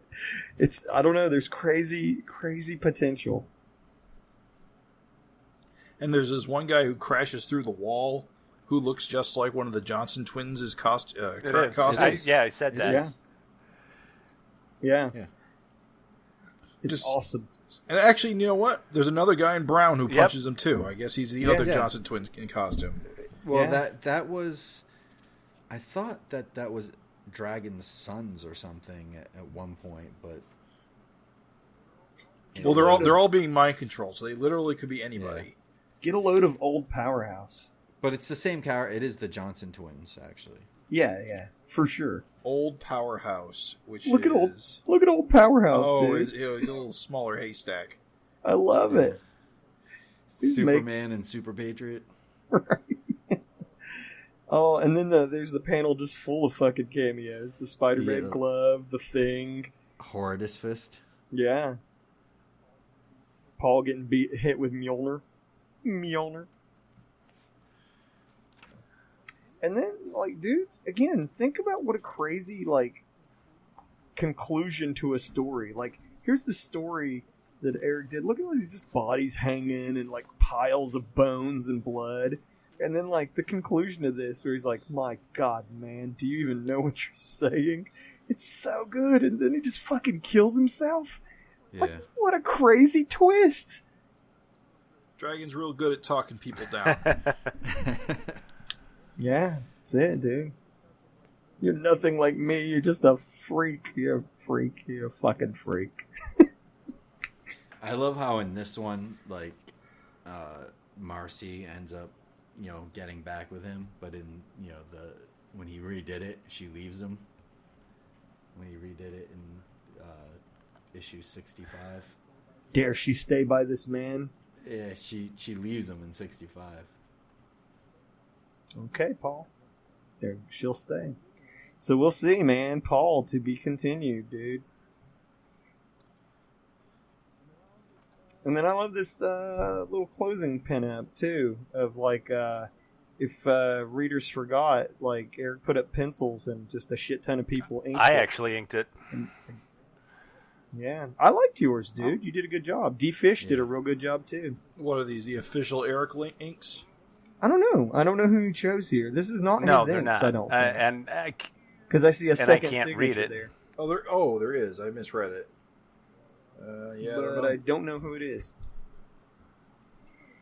I'm going to just assume it was Jim. Good job, Jim. You did it, man. Believe me, I wish I could ink like this. Then I could get paid money. Congratulations, Jim. Money. I'm very proud of you, dog. You did it. $250. Wow, guys, we did it. $250. We did it, and it only took 3 hours. And we still got letters. Yeah. All right, so we got a bunch of listener mail for this episode, which is pretty exciting. Can't wait to get into that, and we're going to do that right now. And at the end, we will also talk about our FINteresting conversations. If you can't remember the topic from last episode, our FINteresting conversation was if you could pick a Vicious Circle character to place a spotlight on in coming issues, who would you like to have the spotlight on and learn more about? And so a few of these letters talk about that FINteresting conversation, and we'll get into it right now. So the first letter that we got is from Lance McFarlane. And Lance says, "Hey, FINcast, just wanted to write in and say that I really love the show. Savage Dragon was one of the first books I ever read in the late 90s when a family member gave me a box of comic books. They were just random issues, but it is something that always stuck with me. I started reading regularly just a couple years back, and I quickly found the Savage FINcast. Your podcast had helped me so much to be able to keep up with a comic that has so much history. I have started reading the first archive, but I wanted to ask, for someone who started reading around 225, what issue would be a good place to start for a more modern version of the comic? I would like to start somewhere within 50 to 100 issues back to get to where I started. I also thought you guys might like to know this. I manage 2 radio stations at a university in Texas, but I also teach podcasting. I use the Savage FINcast as an example of something I talk about to students. Your show is a great example of why podcasting is such a cool medium. The fact that you can produce a fully formed show that has such a focus on one thing is something that can get students interested in podcasting. Podcasting can be very broad, but there is also room in the medium for shows that are for fans, I think, of any topic. Thanks again for producing such a great show, Lance McFarlane. Well, thanks for writing in. Now I'm a little nervous that people are in his class are listening to this. Somewhere in Texas, some impressionable youth is hearing our dreck. This is a lot of nipples in this issue, said Scott. What does this guy keep saying schmeckle for?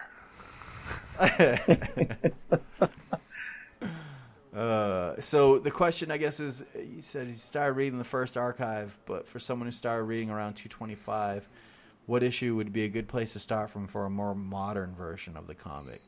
So he said somewhere within 50 to 100 issues back to get back to where I started. Legitimately, for me, I would say you wouldn't have to go back that far. Wasn't 200 a good start?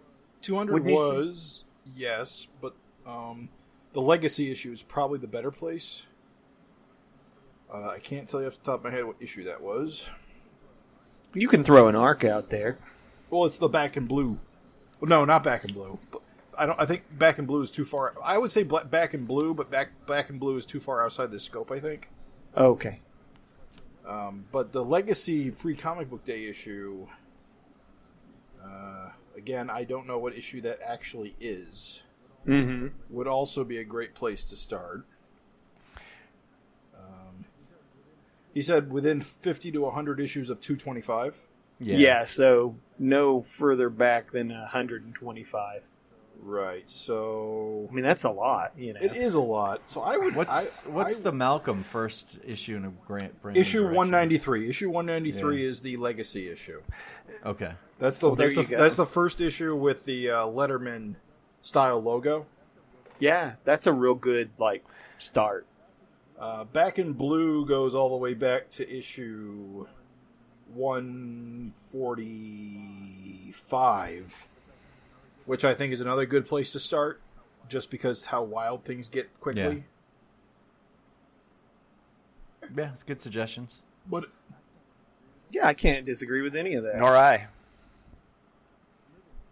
Moving right along, because we've had you for so long, dear FinCasters, and now that we know Texans, let's just keep it moving. Dear FinCast crew, hey gang, it's that V for Vendetta guy again. I'd never abduct Natalie Portman and shave her head, so I simply doubled down and manscaped my scrotum. Hope that's okay. You see, I wanted to look and feel my best when addressing you COVID-resistant ethereal beings. Your latest we haven't died yet.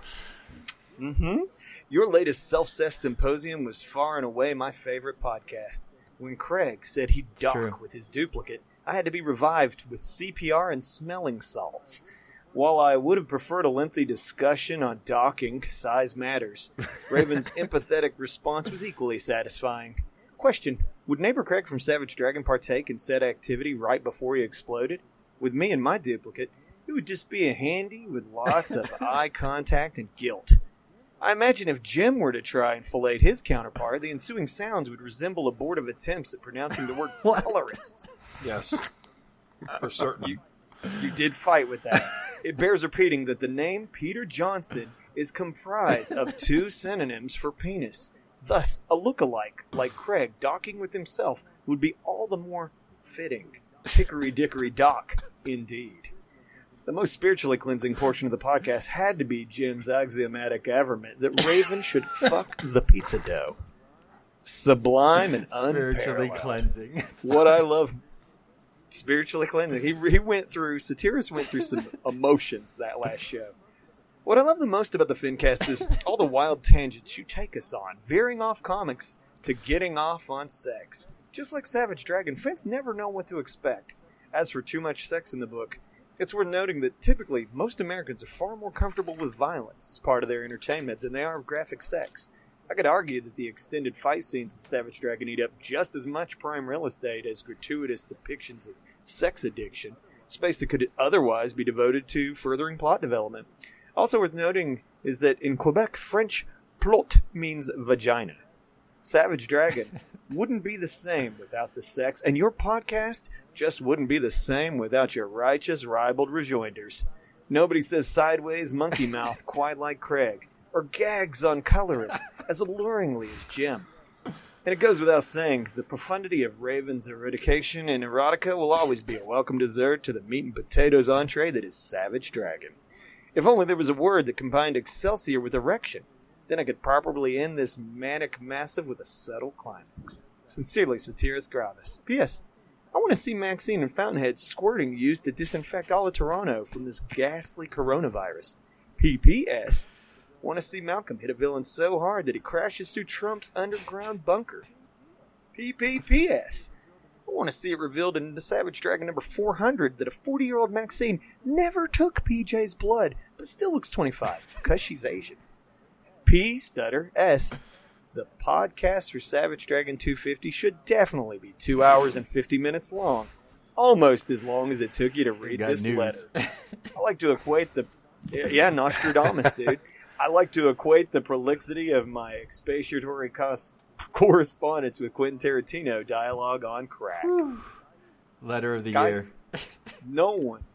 No one is as loquacious as Sotiris Gravis, and it's always a pleasure to give voice to your... That was brilliant.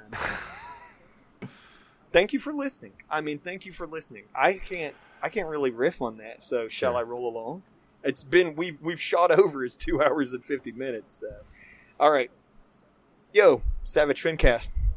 I just felt compelled to write in and say I'm a big fan of the show and to ask you a question. In the most recent retro episode, you reviewed Savage Dragon issue number 7, which I would consider to be one of the greatest issues of the series and the first full-on experimental issue. There was some talk that number 7 would be in your top 10 issues of all time, but not in the top 5. Ever since he said that, I can't stop thinking what the top 10 issues would be. In your opinions, since you brought it up, what are the top 10 greatest issues of Savage Dragon? Personally, I have trouble isolating the issues in my mind from their storylines, but I think Back in Blue through Emperor Dragon is the zenith of the series. While those were coming out, Savage Dragon was the greatest book in the world. Larson was just brazenly smoking the entire world that he built. I'd never seen anything like it. I think from 226 onward is the most fun that the book has been since the Emperor Dragon saga. It's just fresher and funner than it's ever been. It's been simultaneously funny, shocking, and experimental. I know I keep saying that, but the experimental issues are my faves. More detached from the baggage of the Savage Dragon lore since dragons moved to Canada. Not to say that I don't love the lore, but I think with this current run, it finally feels like the book belongs to Malcolm Dragon. But anyway, thank you guys for making the FINcast. I just want to wave my hands and yell so you know I'm listening. As things in the world around me get so heavy lately, the FINcast is more and more just my speed. I hope Eric Larson makes 250 more issues of Savage Dragon, and you guys keep up with him and the retro episodes. Thank you for making a kick-ass show. I really appreciate it. All the best, Sam Lockwood. That makes you feel all warm and fuzzy. So, for time, let's just each of us come up with 2 issues that are our favorites. Yeah, agreed. Yeah. Take it away, Jim. Now, my number 1 issue is 156, which is Dark Dragon versus Kerr. Okay. That is my favorite issue. Second. And my second favorite issue is issue... let me just double check that real quick. It's issue 89 with Neutron Bob. Mm-hmm. And, issue 89 where Dragon meets Neutron Bob. I love that issue. Fantastic. Greg? I gotta go with probably 75, where so much is just coming together, and we're closing a chapter. It just feels huge and epic, and just so much happens. And then I don't know. It's got to be somewhere in the. I wish I had a little time to prep, but it's got to be somewhere in the early 40s where Dragon's like the leader of the SOS. So, Like That's that fine. The first one Yeah, where he's let's- wearing the uniform, or like later on when he's on let's Dark go World. with 40. I just love that whole time period. I love how shitty he is with Stevenson and how he's just kind of a big jerk, and how Barbaric's just a maniac, and it's so fun. The comedy in that is just amazing. So I'll go with those. I'm going to have to Scott. go with not a specific issue, but an arc, because That's okay. I'm not going to be able to dial I'm going to down have either, to go so where you're fine. Dragon gets kicked off the force and goes into the SOS. That would be probably my second. Okay. I'm really digging this whole move to Toronto with Malcolm. I'm enjoying where we're at right now, and the Yeah. direction that the story's going, and the character development. From the pet names to, the trials and tribulations that Maxine's gone through. So those two arcs are kind of where are two of my favorite. Sure.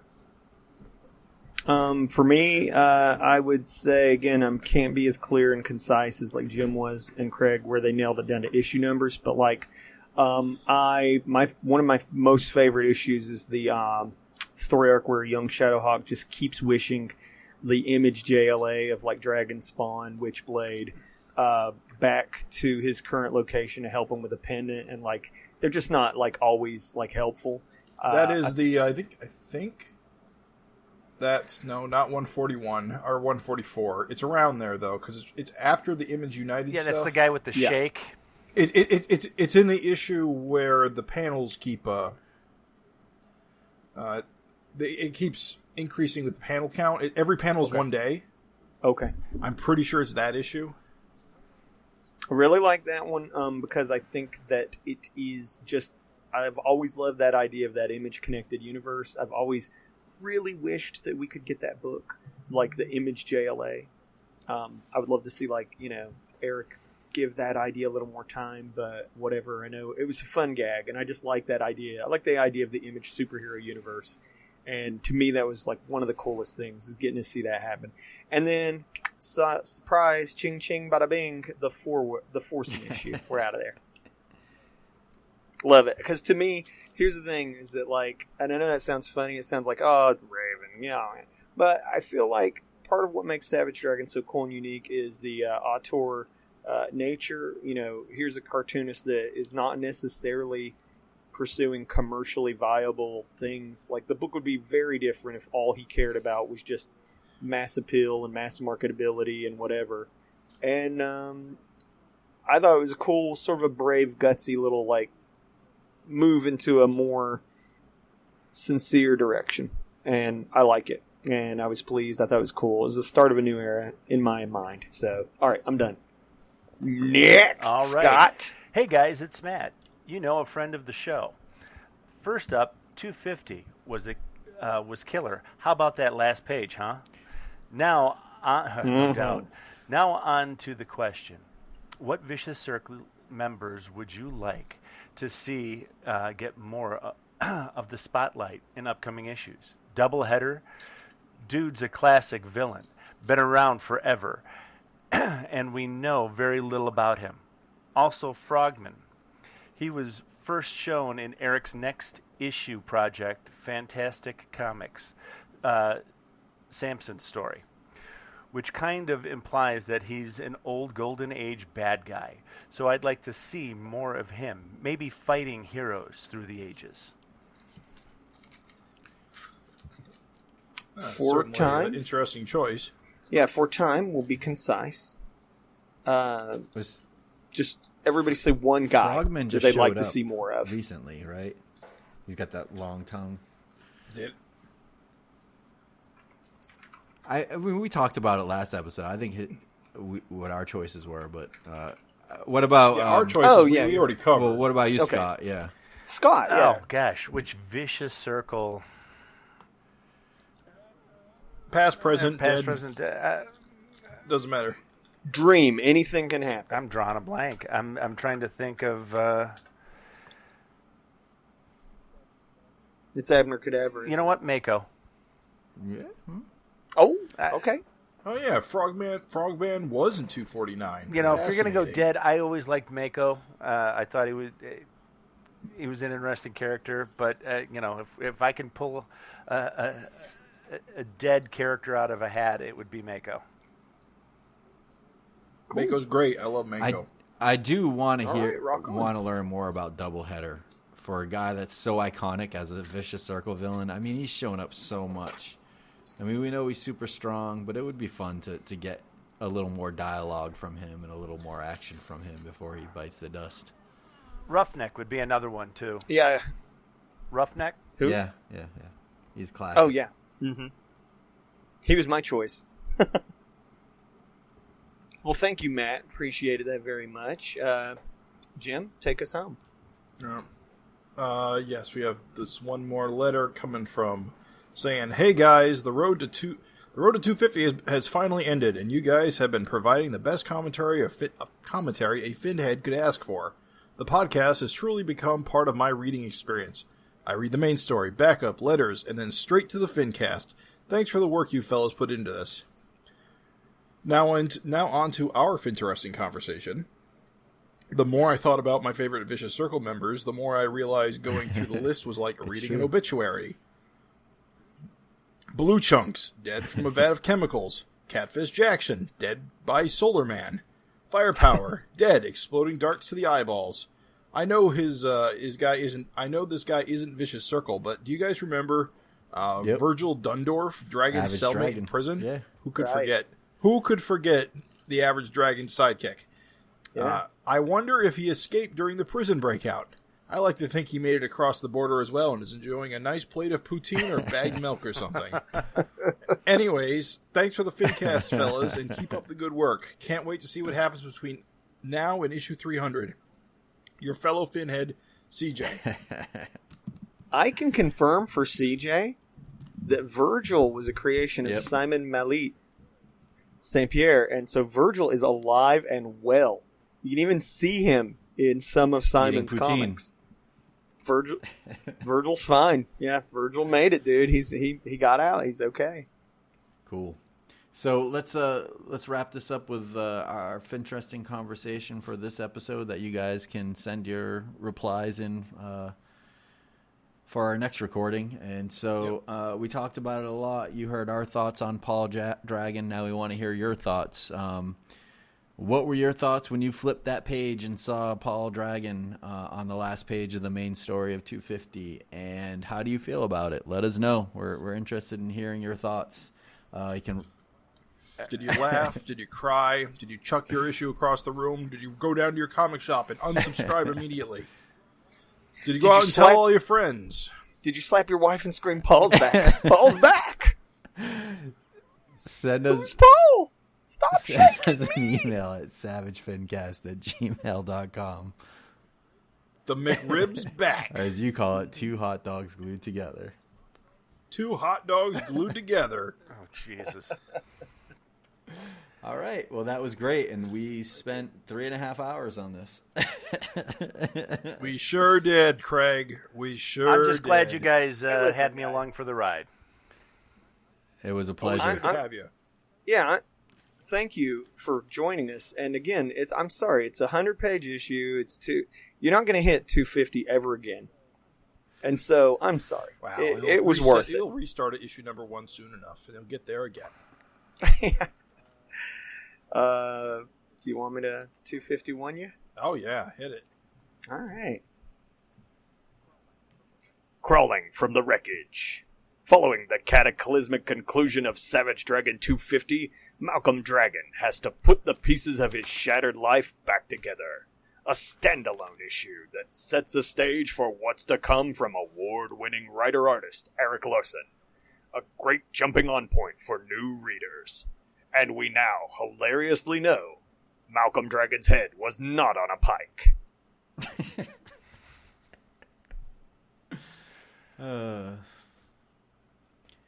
Okay.